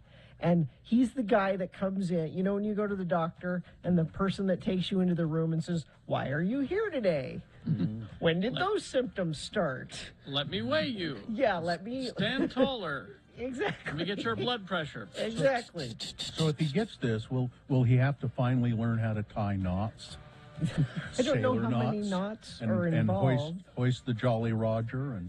But the thing I'm most excited about is the school is in San Diego, and he'll be there for 18 months, which means I can see him all the time while he's going to school for this. But then after he graduates, he's going to be stuck on some tiny ship somewhere or embedded with the Marines somewhere. He said, don't get too excited, Mom, because if I get this, it means I'm going to be gone for a long time. But I'll ship out, Mom. I'll really ship out. Which is what he wants to do. He's like, I didn't join the Navy to suck saliva out of people's mouths in the dental clinic. I want to go do... yeah. Like, every job is important, Gina. You know what I miss at the dentist is the spit bowl, though. Now they just suction everything, but they used to have those porcelain basins with water running Rinse in them. and spit? Yeah, that's what I miss. Well, good luck to him, and I think it's great that he'll finally he'll learn how to tie knots, he'll learn how to climb those rope ladders and hoist sails, and maybe he'll get assigned to the crow's nest every once in a while with the long spyglass. Yeah, spyglass. Yeah, and he'll maybe if somebody's really sick and there's no help for them, I'm sorry, you're going to have to walk the plank. maybe they'll do that. But I'm super proud of him for trying to do this, and I'll keep you posted. Has he been successful so far? Yeah, he's doing great. Okay, so there's no reason to think he won't continue to do that. I'm just glad to hear he's going to be out of Jacksonville. Yeah, me too. Good Lord. I mean, San Diego ain't that much better, but you know. Does he hate Jacksonville? He doesn't hate it, but he said he's met people there who were getting out of the Navy. Their tour is done, and they could move anywhere in the world they wanted when they're done, and they're choosing to continue to live in Jacksonville. He said that I don't know. I've heard some people say they like it there a lot. I don't think so. Excuse me. What? There is a doctor's office on Catalina. I had to visit it when I was 12 to get a fishhook removed from my thumb. Well, I I guess he won't be assigned to Catalina. Catalina Wouldn't that Island. be nice? Let me see your thumb there, kid. Yeah, that's a fish hook. Here, let me get out my dental tool. Yeah. No, it's not working. I can't get it up. If only I could get somebody in here who could remove this hook. He's going to have to deal with the Admiral's plaque. Yeah. Is it a blessing or a curse? That one I don't. Corman, I have the plaque. Get in here. He's a tooth scraper. But he said that independent duty corpsman, if you're on a ship, you do everything medical. Everything. You're the guy, no matter what's going on. You even have to keep... Well, you're not going to take people's appendixes out. And if you're stuck out in the middle of the ocean and someone needs an appendix out, you're going to have to take the appendix out. Could happen. Tonsillectomy right there on the spot. I think they just they call in a helicopter at that point. No, I don't think so. Not if it's ready to explode. No. Well, how's he going to take an appendix out when all he does is scrape plaque? He's going to suck it out with the suction thing. No. I got it. There we go. There's a lot of plaque on the back of those teeth. There was, yes. Hello, sailor boy.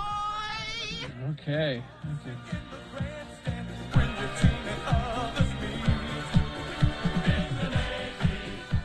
All right. Traffic, Gina, please. Friend of the program says huge accident involving a Tesla on Foothill by 39th South. So thank you for sending that in. I didn't even see that on the UDOT website. Dead skunk in the middle of the road, stinking to high heaven on 27th West, just north of 47th South. Another friend of the program says. Let's see. Yeah, here's what UDOT's saying about what the friend of the program said. Both directions, Wasatch Boulevard at 39th South. The right lane is closed northbound and southbound. I think that's that accident with the Tesla involved. They sent that in via text, and you can too. If you see a dead skunk or something in the road, you can text it to us, 33986. Okay, we will take a break. We will be back. We do have Boner Fight on the way. Stand by for that. And Boner of the Week all coming up. And maybe we'll give away some stuff. I don't know. We'll figure it out as we go. Let's all grow together, shall we? Grow with us. Let's see. All right. Yeah, we'll take a break and we'll be back. KXRK Provo. Wendy's for breakfast at participating U.S. Wendy's. The hot honey chicken biscuit is available during breakfast hours. Yeah, this thing is delicious. The hot honey chicken biscuit. You get the boldness of the hot honey sauce paired perfectly with the Wendy's crispy breakfast chicken filet, all on a warm buttermilk biscuit. Because flavor like this should be available anytime you want. You can get it as a breakfast sandwich or as a lunch/dinner sandwich. I say eat 3 meals at Wendy's and have them for breakfast, lunch, and dinner. The hot honey chicken sandwich with your hot honey sauce drizzled over the signature crispy chicken filet, a healthy portion of applewood bacon, and then your melty pepper jack, and then the best part, the tangy, crunchy dill chips all stacked right up on top of the sandwich. Then you put the bun right on top of that, and it's all good. You get the flavors, you get the textures, all of that. But right now, during breakfast hours, it's available on a hot buttermilk biscuit. Wendy's drive-thru now.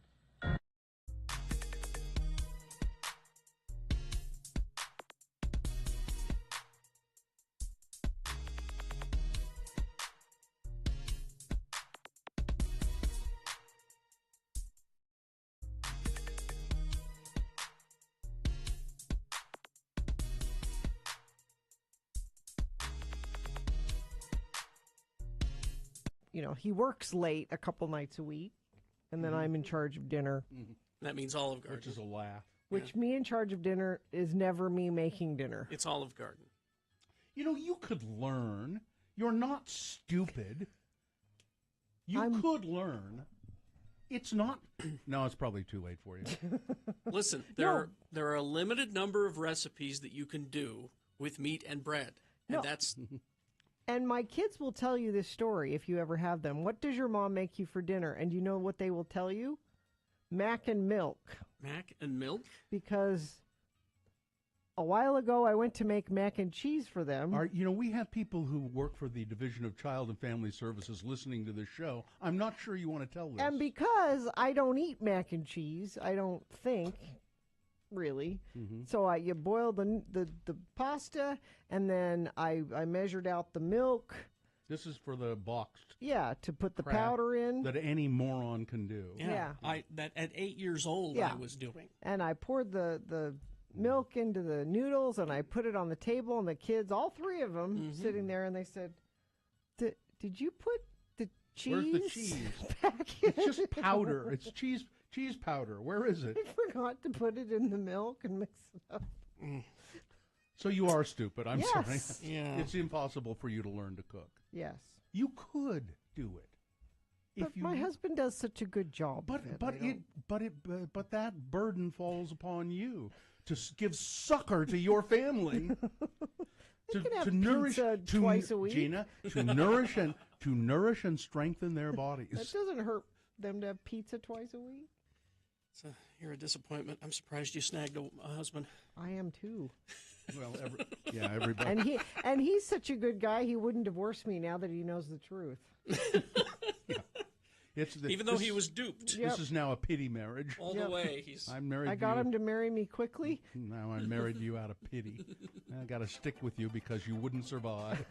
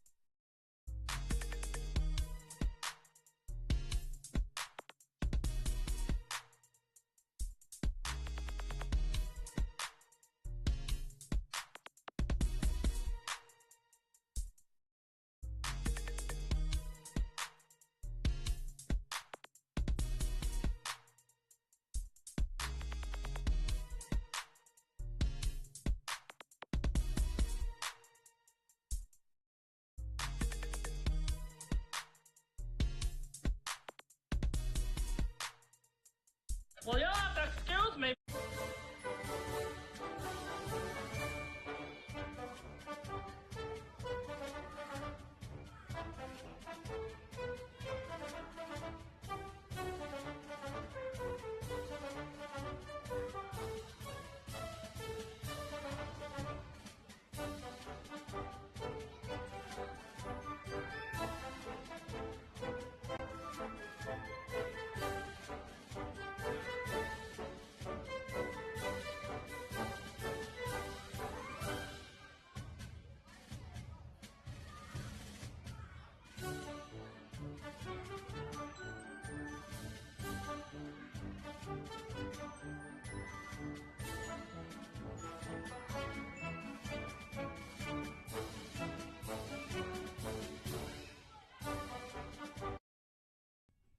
most Why of do the you world. discount bird flu?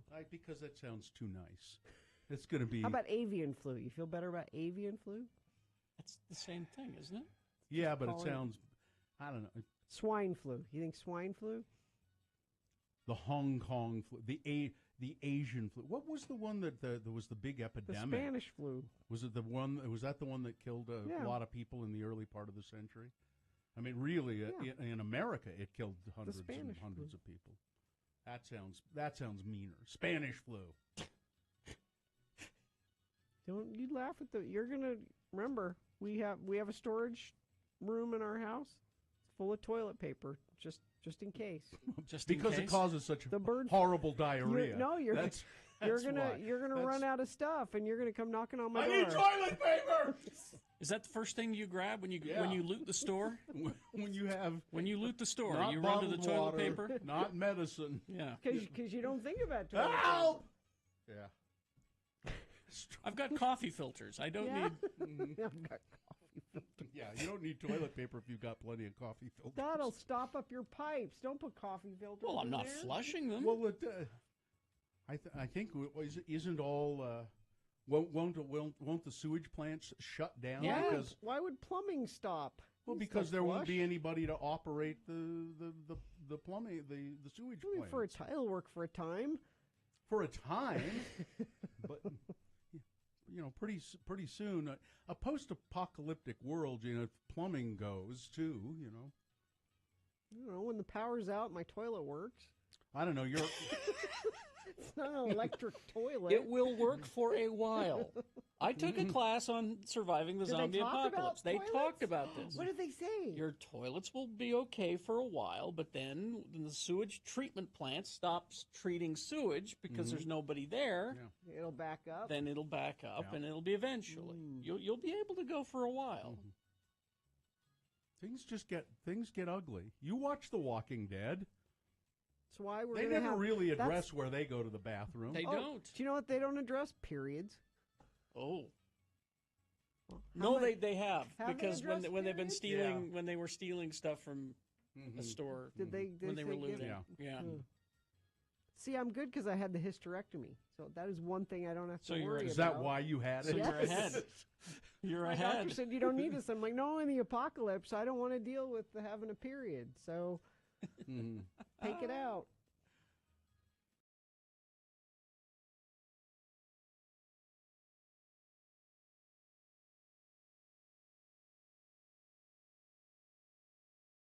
"1966, the drummer for the Sundays was born." What a great drummer, too. Jeez, really You great didn't in that tell song. me it was the drummer. It's a pleasant little song. It's fine. Oh, everybody likes it. People texting in.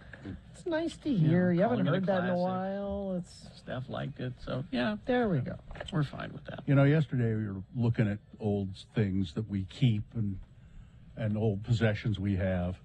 I have this. It's called Purse's Household Hints, and it's a little loose-leaf book that my mother had. And Purse was a guy on KSL radio, and he was on in the morning for like an hour, and he would have all these little hints about keeping your, for how to do things. homemaking tips. It's Purse's Household Hints, a compilation of hits as given on Party Line, heard over KSL radio. And this is like from the 60s. And it's just a little loosely. Now, I can give you some categories, and we could read some hints. Okay. So the categories are children, hints about children. Okay. Hints about first aid, cooking, cookware, miscellaneous hints, Let's hear some. hints. Let's hear some children hints. Children hints. Let's see. So I go to the tab marked children. All Okay. right. Use masking tape to repair rubber pants for babies. Put a strip on each side. What? So rubber pants. Let me help you. Okay. They're, This is when you had a cloth diaper. Yeah. You'd Yes. put some rubber pants over it Yeah, so what were that they the called? wet. They were just rubber pants. called So that you didn't get your clothes wet. Let's see. Another hint about for children. Turpentine takes gum out of hair. I don't think you should be rubbing turpentine in kids' hair. Purse says it's okay. I don't think that's... Let's see, you want some hints about what else? How about miscellaneous hints? Okay, miscellaneous hints. I don't know why I've hung on to this. And there are like handwritten notes and recipes in here that my mother wrote out. That's why you kept. I can just vaguely remember hearing this guy on the radio. There's a picture of him on the front. That's Purse. Which I would think stands for like Percy. Percy? I think. Percy? Purse's household. Percival? Probably Percival, yeah. Yeah. Let's see. Here's miscellaneous hints. Sew 1.5 paper plates together with pretty yarn and decorate for a hot pad holder. No. Have a decorated juice can by the telephone to put pencils in. Yeah? Aren't these great things? Dogs will stay away from shrubbery if moth crystals are placed around the shrubs. What are moth crystals? They're things, I forget what it's called, but it's stuff you would sprinkle in amongst your stored clothing.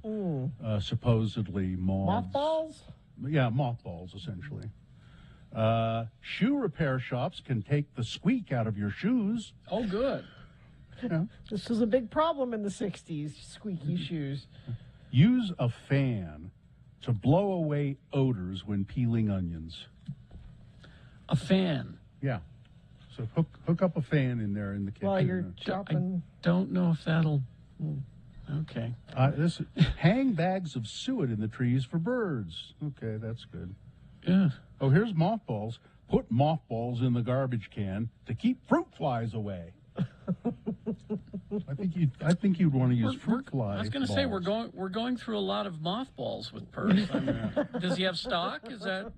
That's it. Put slivers of soap in a bottle with hot water to make soap jelly. Use it for greasy cuffs and collars before washing in the washing machine. Soap jelly. Make soap jelly. I have shout. Yeah, well, what do you do with your soap This chips? is pre-shout. But Gina, you could make soap jelly. Clean the drain pipe.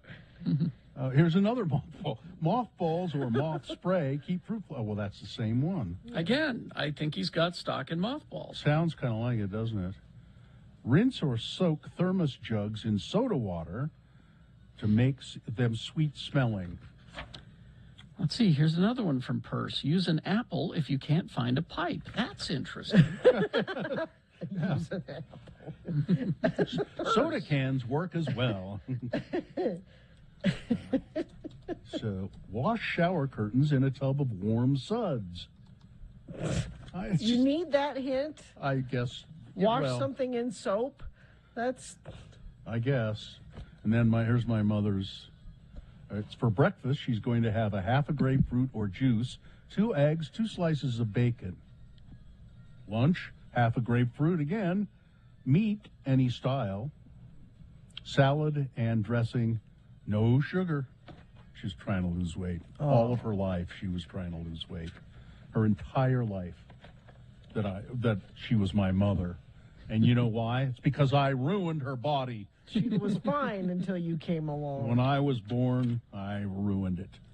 This segment brought to you by Enaw's Old-Fashioned Mothballs. Kills cloths, moths, eggs, and larvae in airtight containers and storage closets. Ask for them by name. Enaw's Old-Fashioned Mothballs. As endorsed by Purse. Yes. On Household Hints on KSL. There it is. I think I should throw this away, don't you? It's got your mom's handwriting in it. I hate to say it, but if you do, I'm afraid that the last memories of Purse will be wiped from the earth, because I tried Googling Purse on KSL Radio. I did once, too. Nothing came up. Yeah. No? I did once, too. This is like the final remaining artifact of Purse that he ever existed, I think. You know? Maybe. So maybe you should scan it and throw it up on the web somewhere so that maybe somebody would buy it. It's got like food stains and mildew on it, too. Purse's Household Hints, as heard on KSL Radio. Excuse me. We can't have a sauce list, but we get this nonsense? Yes.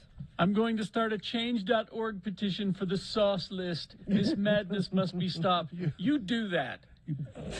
You do that. See how far it gets you. You get you a change.org list petition to get the how many sauces that will change your life list read on this radio show. You do that. Read that list. How many signatures should we demand for that? I heard that moth crystals will make your change.org petition. Again with the moths. Moth crystals. Enaw's old-fashioned mothballs. Send him a check. Cut the check. All right. We'll take a break. We'll be back. I'm wondering how many signatures would we want for the sauce list? I don't know. I know. 1,000. 8,000, because we got our 8,000th episode coming up. If you can get 8,000 signatures, we'll do the sauce list. We'll do the sauce list. There you go. All right. We'll take a break. We'll be back bona fide after these X96. Hello.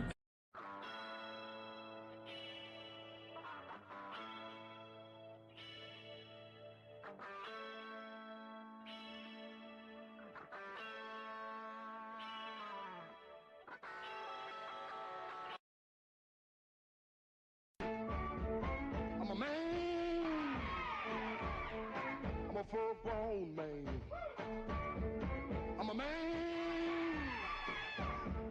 I'm a rolling stone. I'm a man. And now, here are Carrie and Bill with another episode of Things Men Would Never Say. I made it through the rain. I kept myself respected. I made it through the rain. God, I just love Barry Manilow. Yeah. He is one heavy dude. Sing me a little bit more of that, would you, Carrie? I can't. I'm starting to mist up, and it's too hard to drive when you're all teary. Yeah. Where the hell are we, anyway? I mean, you said you knew where the bookstore was. We're going to be late for the Terry Tempest Williams in-store book signing. Well, I thought I knew, but I guess we're lost. Yeah. We're just going to have to pull over and ask for directions. Oh, by the way, how was your date last night? No, fine, I guess. The spaghetti factory was good, as usual, but when we got back to her place, all she wanted was sex, sex, sex. I mean, I get so flippin' tired of that. Why can't some women realize that it's possible to be friends without having sex get in the way? Well, I wouldn't have thought that she would be like that. I mean, she seems like one of the sensitive types. Well, you like her, don't you? Well, yeah, I like her, but just not in that way. I mean, she seems like one of the sensitive types, you're right, but she doesn't really excite me sexually. I mean, for one thing, her breasts are just too darn big. Well, I didn't want to say anything, but I know what you mean. What's your ideal woman look like? Oh, that's really easy. That chick on Murder, She Wrote. Angela Lansbury? Yeah. Just thinking about her, and I'm pitching a tent. Yeah. Hey, pull over here at this 7-Eleven, will you? And I'll ask for directions to the bookstore. God dang, it's raining out. Have you got a rain hat that I can borrow? Well, I couldn't find mine when I left the house, and so I just put this bread sack over my head. All right, well, give me that then. That's going to look pretty silly, but I didn't spend 3 hours and $50 at the salon to have this hair ruined in the rain. Okay, careful, don't slip. I made it through the rain. I kept my point of view. Join Carrie and Bill again soon for more of the things men would never say here on X96. I'm a man. I'm a full-grown man. I'm a man. I'm a rolling stone.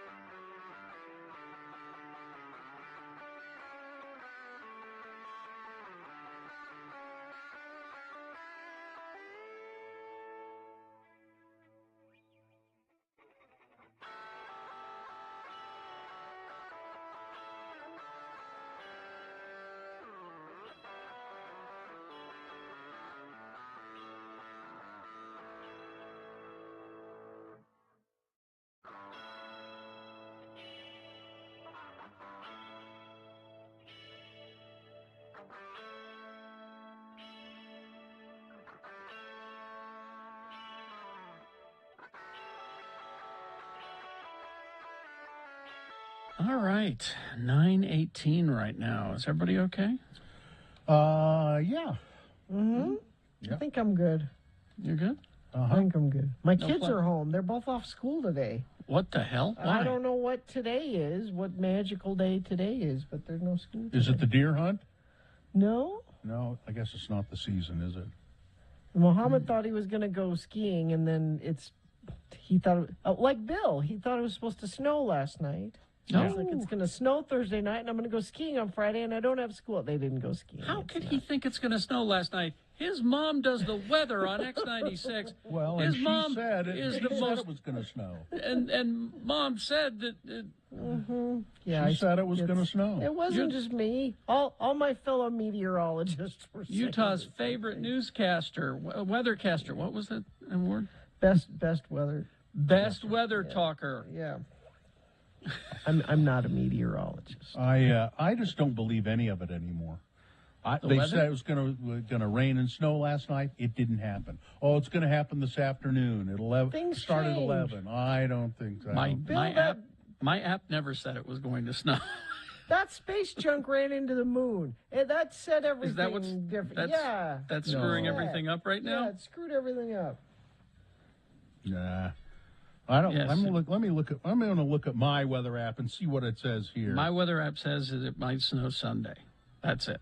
It's going to rain Not the till next couple of Sunday. days, but not until Sunday, and then even then it'll be rain mixed with snow. Yeah. Down where y'all are, up here it'll be slush, and then up further it'll be snow.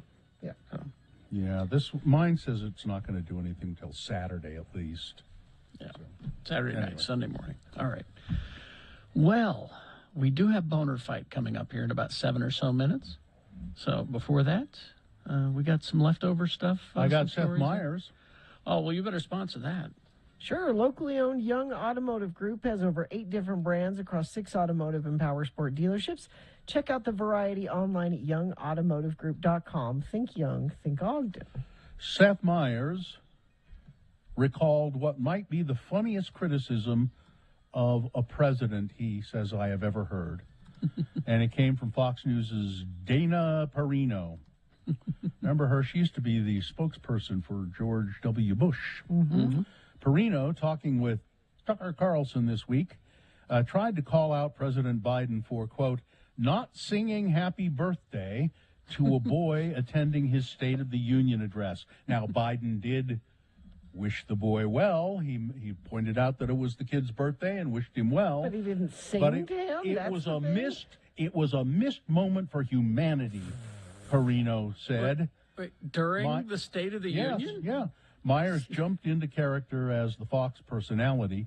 He addressed the crisis in Ukraine and rising inflation, but I did miss hearing happy birthday. Look, I'm not saying I needed the whole how old are you now verse. That would have been overkill. But where was the song? I feel as though, clue, we're a country without a leader.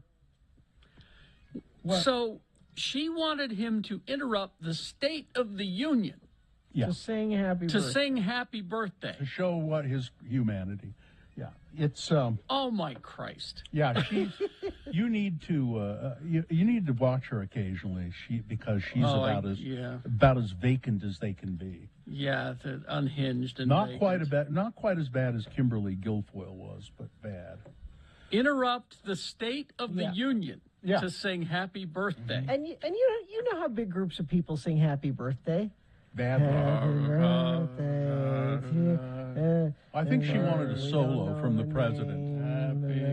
Happy birthday. No, that's not a joyous thing when people She sing she happy wanted the president to do it by himself, I think. Really? Yeah. During the State of the Union? No. Yeah, that's what we've been saying, Carrie, during the State of the Union address. Benedict Cumber, see if you agree with this, Carrie. I don't Benefits know. lumberjack. So, yeah, Bumbershoot Snumbersnitch. The Doctor Strange. Mm-hmm. This says he has become the anchor of the Marvel universe. He is now, yeah. Is that correct? He is now, yeah. Everything leads back to him. Because most of, besides Hawkeye, our senior most members of the Avengers are kind of gone. Yeah. He says he got a star on the Hollywood Walk of Fame earlier this week, and Kevin Feige was there and gave a speech to celebrate Benedict Cumberbatch. He explained how his magical character has grown to become the prominent figure in the world of the Avengers. To us and millions around the globe, you deserve the honor of being the first, the best, the greatest, and the only Dr. Stephen Strange. Benedict has turned this character into an icon, appearing in historic 3 of the top 6 films of all time. Yeah, this Strange is now pretty much the anchor. Yeah. That's, and they got a good guy to do it, a good actor to do it. So, you're going to play Batman? Am I going to play Batman? Yeah, you're going to be Batman in a movie. You gotta be physically fit to do this. Because I guess Batman is shirtless in this new one. Ooh, the Batman. Carrie, you didn't tell me that. Well, I didn't know. Now, as the days of his shirtless acting scenes drew near, Robert Pattinson was meticulously counting sips of water, he said, to prepare for his stripped-down scenes. I think what he means to indicate by that is his diet was so severe that he was even counting the sips of water he took. Yes. He was doing that same diet your mom was doing in that Purse's handbook. It didn't work for her. Oh. It says here that to play the death-defying, mysterious hunk, Batman, takes an intense preparation, including a strict diet. He said it took months of physical preparation for the role. I had about 3 months before the movie started, and then you're working out before and after work all the time, he said. You just cut down and cut down and cut down before the couple of scenes with your shirt off, and you're just counting sips of water by that time. They really do. I've read a little bit about that when people have to be in these scenes where they have to, just look really cut and rugged, and they work with trainers constantly, and they make them eat just certain things, and and then when the movie's over, that kind of goes away, and they get schlubby again. Yeah, you talk to Hugh Jackman and Hemsworth, and they'll tell you that they never want to see another chicken breast again. Well, and it's not healthy to eat that way all the time. No. And keep doing it and do it. Go. I thought it was. I just loved that, and I haven't even seen all the movies, but that fat drunk Thor was just the best.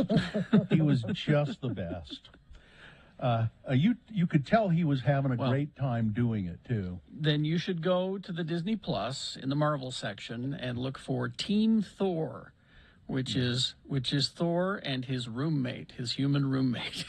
They share an apartment together. It's hilarious. Now it's not Chris Hemsworth, is it? Yeah, it's Hemsworth. Yeah. Oh, really? Yeah. Oh. They do these shorts in between shooting and have fun with it. It's hilarious.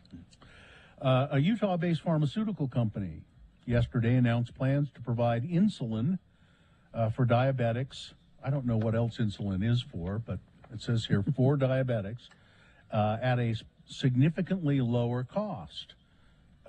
Civica, I think, Civica RX, a nonprofit generic drug company founded in 2018 and headquartered in Lehigh, said in a statement that they will manufacture and distribute 3 insulins at a significantly lower price than insulins currently on the market in collaboration with industry's leading partners.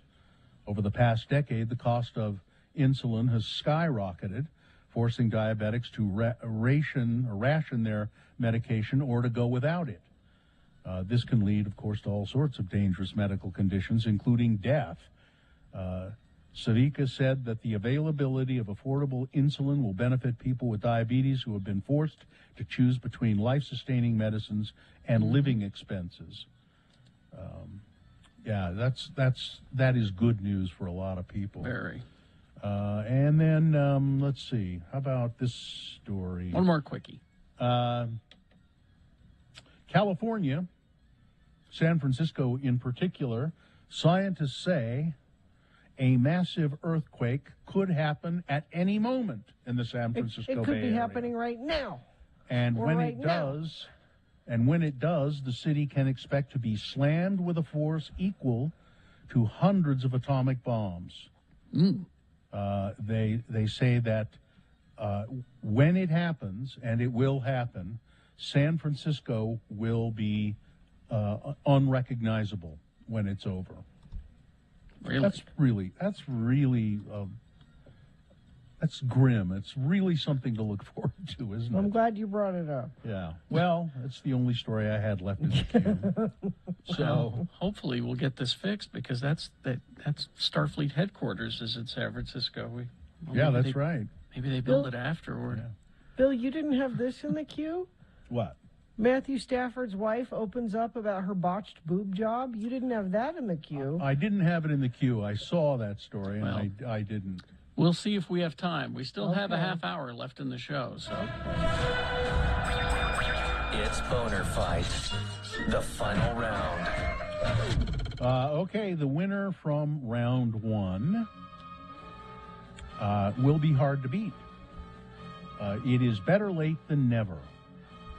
The House of Representatives passed an anti-lynching bill after 200 times they have tried to introduce this and get it passed since 1900, the Emmett Till anti-lynching bill. 200 times it's failed. This time it passed, but 3 Republicans voted against it.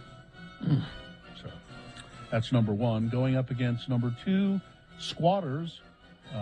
Some people in Bountiful coming home from a vacation to find the rental property that they were planning on fixing up and renting out was full of people living there already. People who had changed the locks and were squatting in the house. They were able to get them out because of a Ford's signature. That's number 2. All right, so you've got to decide of these 2 candidates, which one is the worst, which one deserves to be Boner of the Day for today, and then go forward to get that chance to be Boner of the Week. We'll vote for Boner of the Day right now, and then Boner of the Week will be decided coming up just before 10 by Dave the Flower Guy. So here we go. Vote for 1 or 2, the candidate number that you think should win. Put that single digit in the message of a text, and then text that to 33986. That's one way to vote for Boner of the Day. Another, call the producer's booth in downtown Salt Lake, 877-602-9696. Use your voice to vote. Or go online, x96.com, looking for the box that says Boner Fight March 4, 2022, and vote there. You probably won't see that box right away when you get there because we just put it up, so refresh your internet browser. It'll appear. Click and vote. This is Boner of the Day.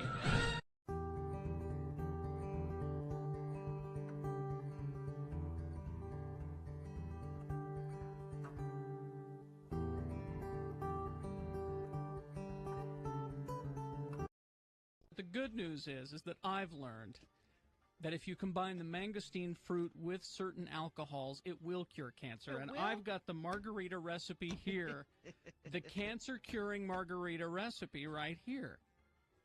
1 shot of tequila, 2 shots of Zango, and 3/4 shot of triple sec, all right? What's a martini?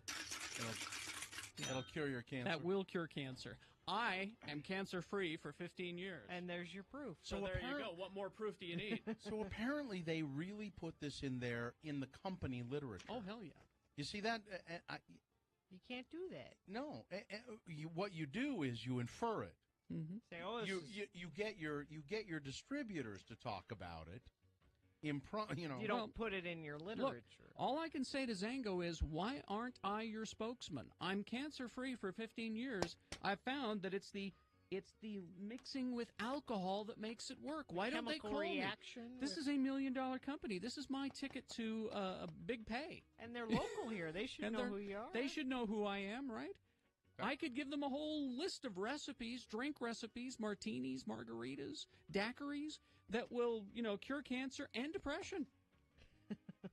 You're awfully happy now that you do. I'm happy and cancer-free. Everybody knows that Zango won't cure cancer.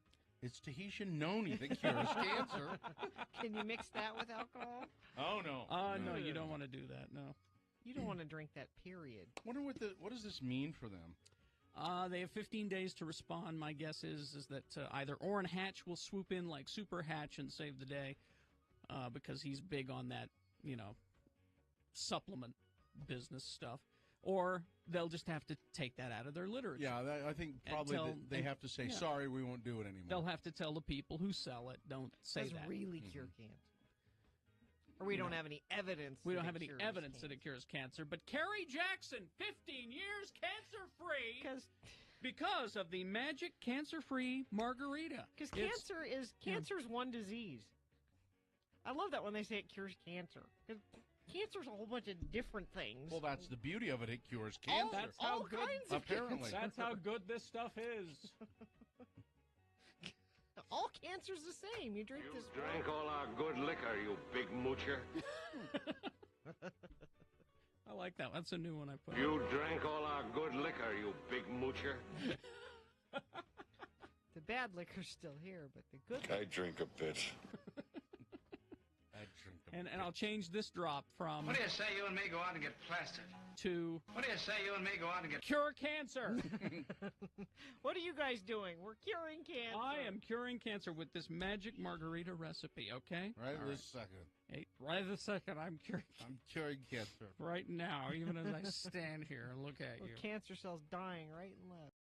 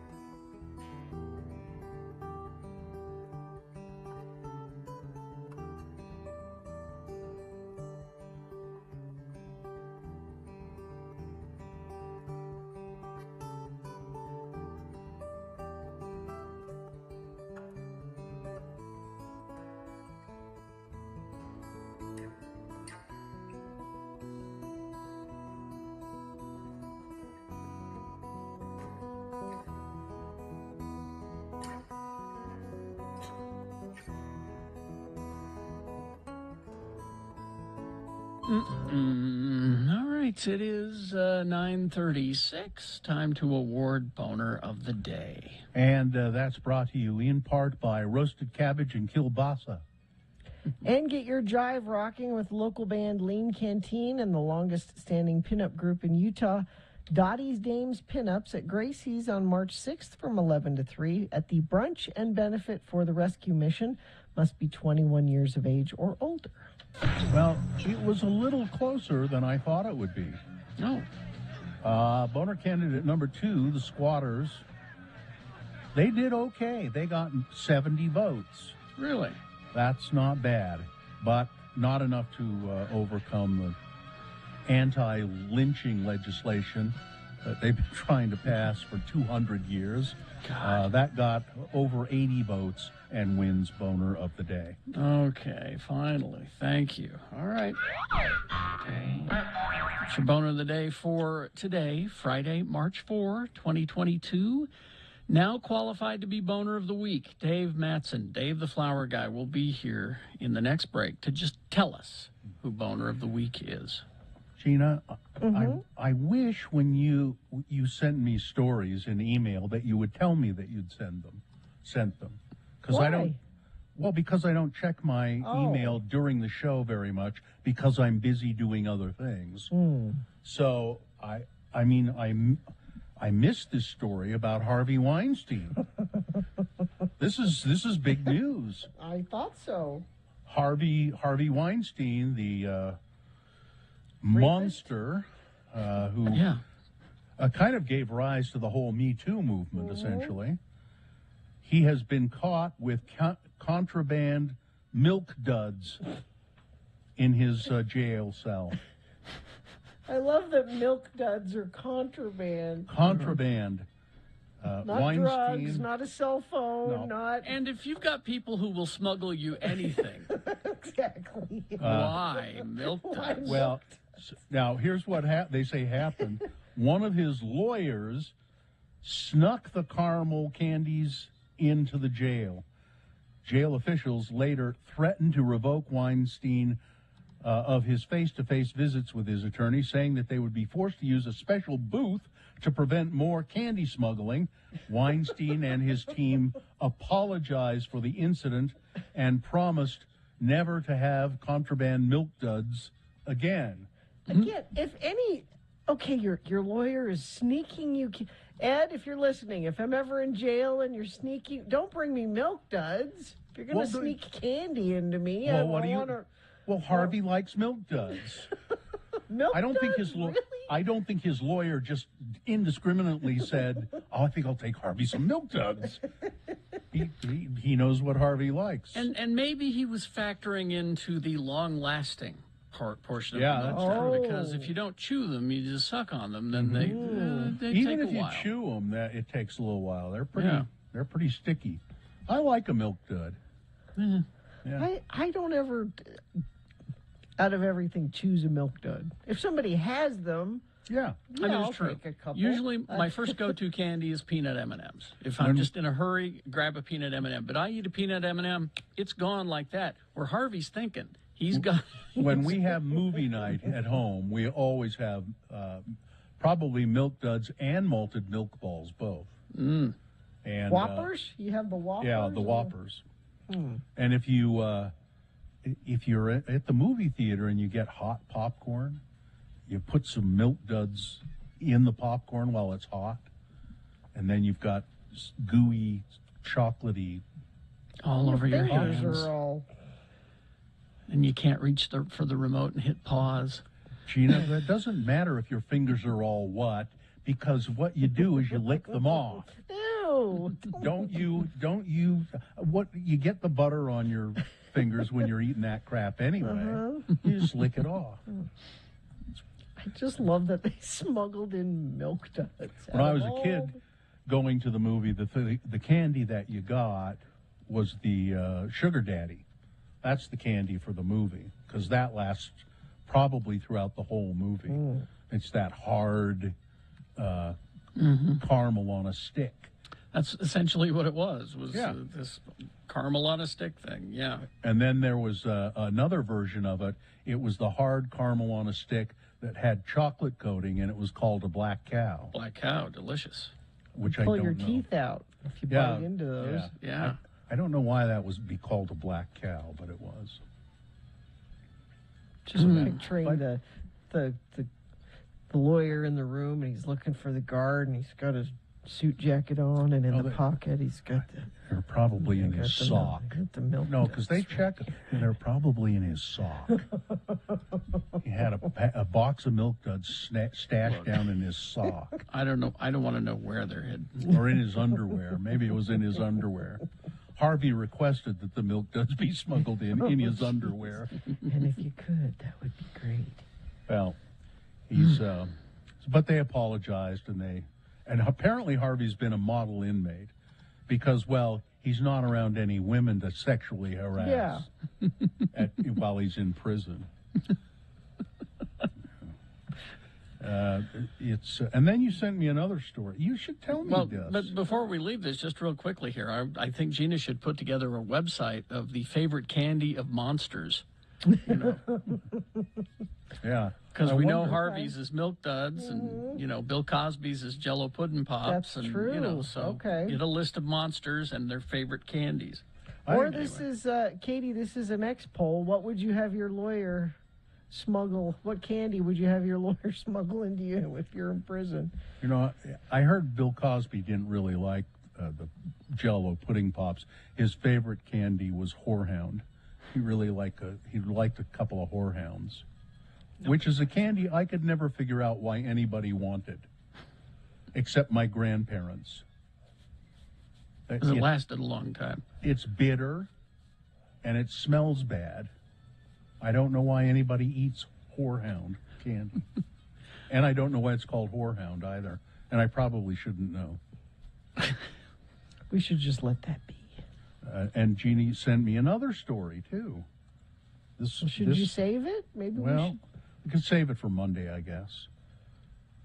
It's pretty good. We'll save it for Monday. Is it? Yeah. Is it explosive?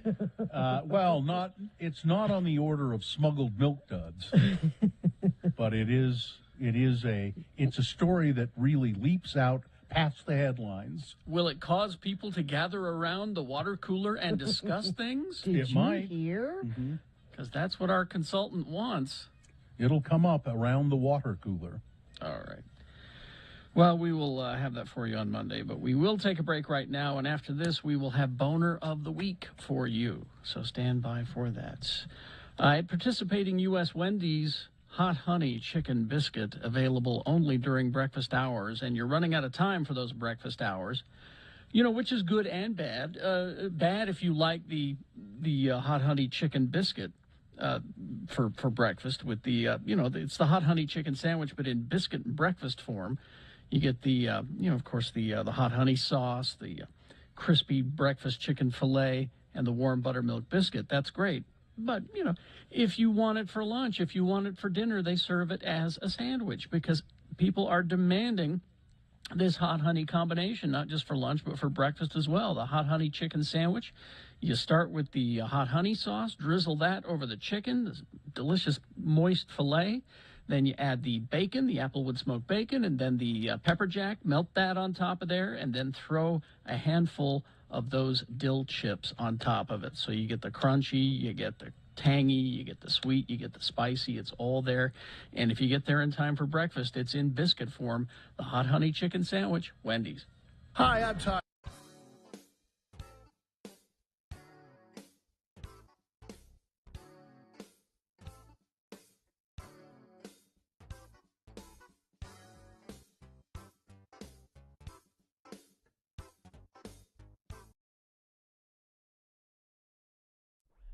Sturdy. Spell it with me now. S-T-U-R-D-Y. And now we'll use it in a little bit of dialogue starring as our Utah friends LeVar and LeGrand. The scene takes place in LeGrand's family room as this conversation ensues. Again, the word is sturdy. A beautiful sight, we're happy tonight, walking in a winter wonderland.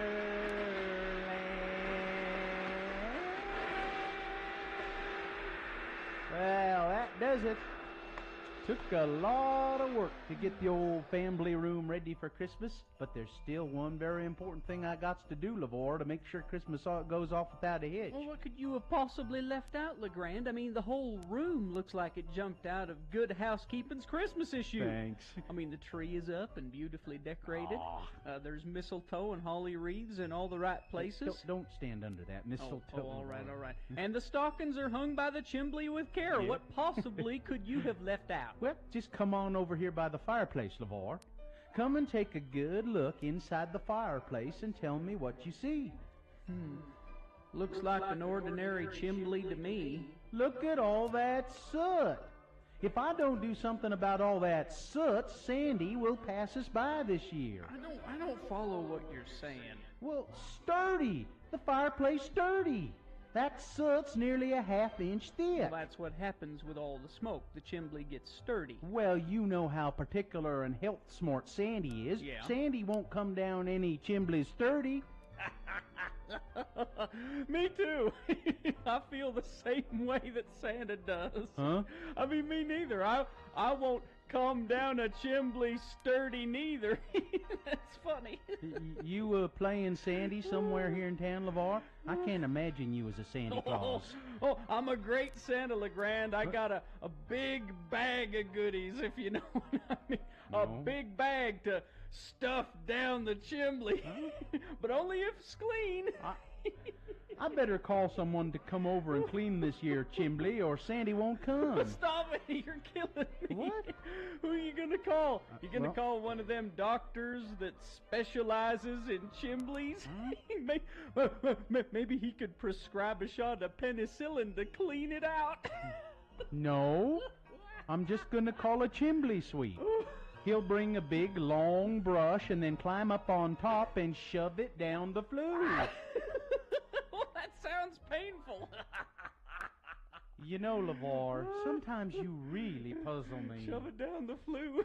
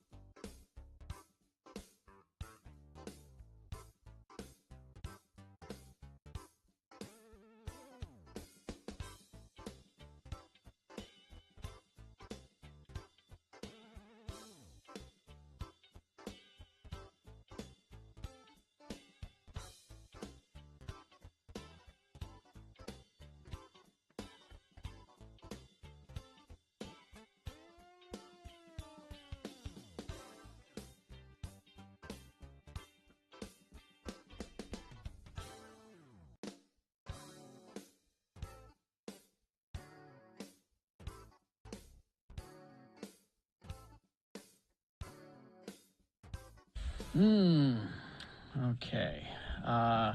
Real quickly before we get to Boner of the Week. Yeah. I want you to see this here. You see this? There you Yeah, go. Punk. Oh. It's his memorial service. Yeah. This was for his memorial service. The program that they give out at the beginning. Just as a quick reminder that we still have our GoFundMe up for Punk, or David L. Olson, as he is known. His family needs money for medical expenses. Mostly medical expenses. Because in and out of the hospital for years, it starts to add up. But if you can help out, it's on our social media. Go there and donate to the GoFundMe. A lot of people have so far, and we'll keep that up for a while. They can use every bit of it. So. Yes. All right. Boner of the Week. Let's go. Dave, the flower guy, is with us. Hello, David. Hello. Hi-ho. A hi-ho and a hoy-hoy. Are you excited about Batman? Are you going to go see that? Yeah. Yep. Have you got your tickets yet? No. Well, keep in mind it's like 3 hours, so budget your time. I know. What I would do, Dave, is take flowers with you, and then you can sell them to people in the theater. They'll want flowers for the movie, I'm sure. Are you ready to do Boner of the Week? Yep. Okay. We have Dave do this because he pays more attention than we do, even. Boner candidate number 1 from Monday, Dave, was... The big question, of course, is why didn't you do something about it at the time?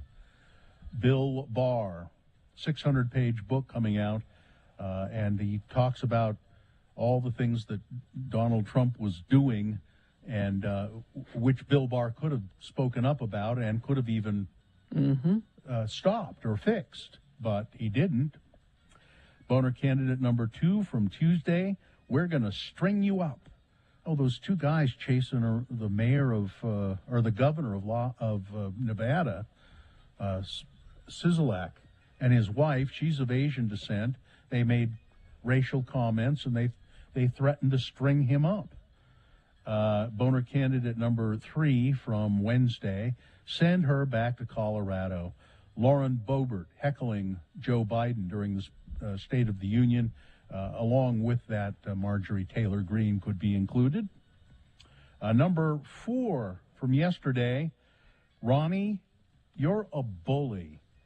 Governor Ron DeSantis telling kids, a group of school students who were masked, standing on a stage where he was about to talk about some money, grant money that was coming to the college. They were masked, and he said, "Take those masks off. You don't have to be wearing those." And he made them feel like crap. Yeah, he didn't ask, as right-wing media is trying to spin. He didn't ask. He said, "Take those off." Yeah. And then from today, better late than never, the anti-lynching legislation. A lot of good ones this week. Jeez. Yeah. Which one, Dave? Which is the worst? Number 4. Number 4. Ronnie, you are a bully. Ron DeSantis, the governor of Florida. There you go. That is the Boner of the Week. Now qualified to be Boner of the Month, quarter, all of that. We've started doing that on Facebook, so you can follow along on Facebook and vote there. Just the Radio from Hell Facebook page. And Dave, have a nice weekend. If you see Dave around town, buy some flowers from him. He's almost always got them. When does Batman open? Is it this weekend? Today. It's now. Oh, today. When are you going to go, Dave? Maybe tomorrow. Okay. Well, then we'll get a review from you next week. Okay. Yeah. I'm gonna wait till during the week and pick a showing that has just like 2 people in it. Yeah. You know? I love that feature on the web where you can see how many tickets have been sold. I just love that. All right, Dave. Thanks a lot. We'll see you next week. Bye-bye. Okay, see you next week. Bye-bye, Dave. More monsters that like their candy. Trump loves red and pink starbursts. There you go. So add that to your website. Monster candy list. Monster candy list. I'll bet you if you did a little research, you could actually find a lot of that. Yeah. What the favorite candy of serial killers. Of monsters. Yeah. Let's see. Sugar babies. People are remembering sugar babies. Yeah. They were like little like sugar like daddies, like a raisin kind of thing. Yeah, yeah. It was just, but they were little caramel hard clump of caramel with a sugar coating. Yeah, That's exactly. all right. Yeah. These were all things you got at the movies too. I remember, and they used to have something called a Guess What bar, which I don't remember what it was exactly, but it was called Guess What. You mean the whatchamacallit?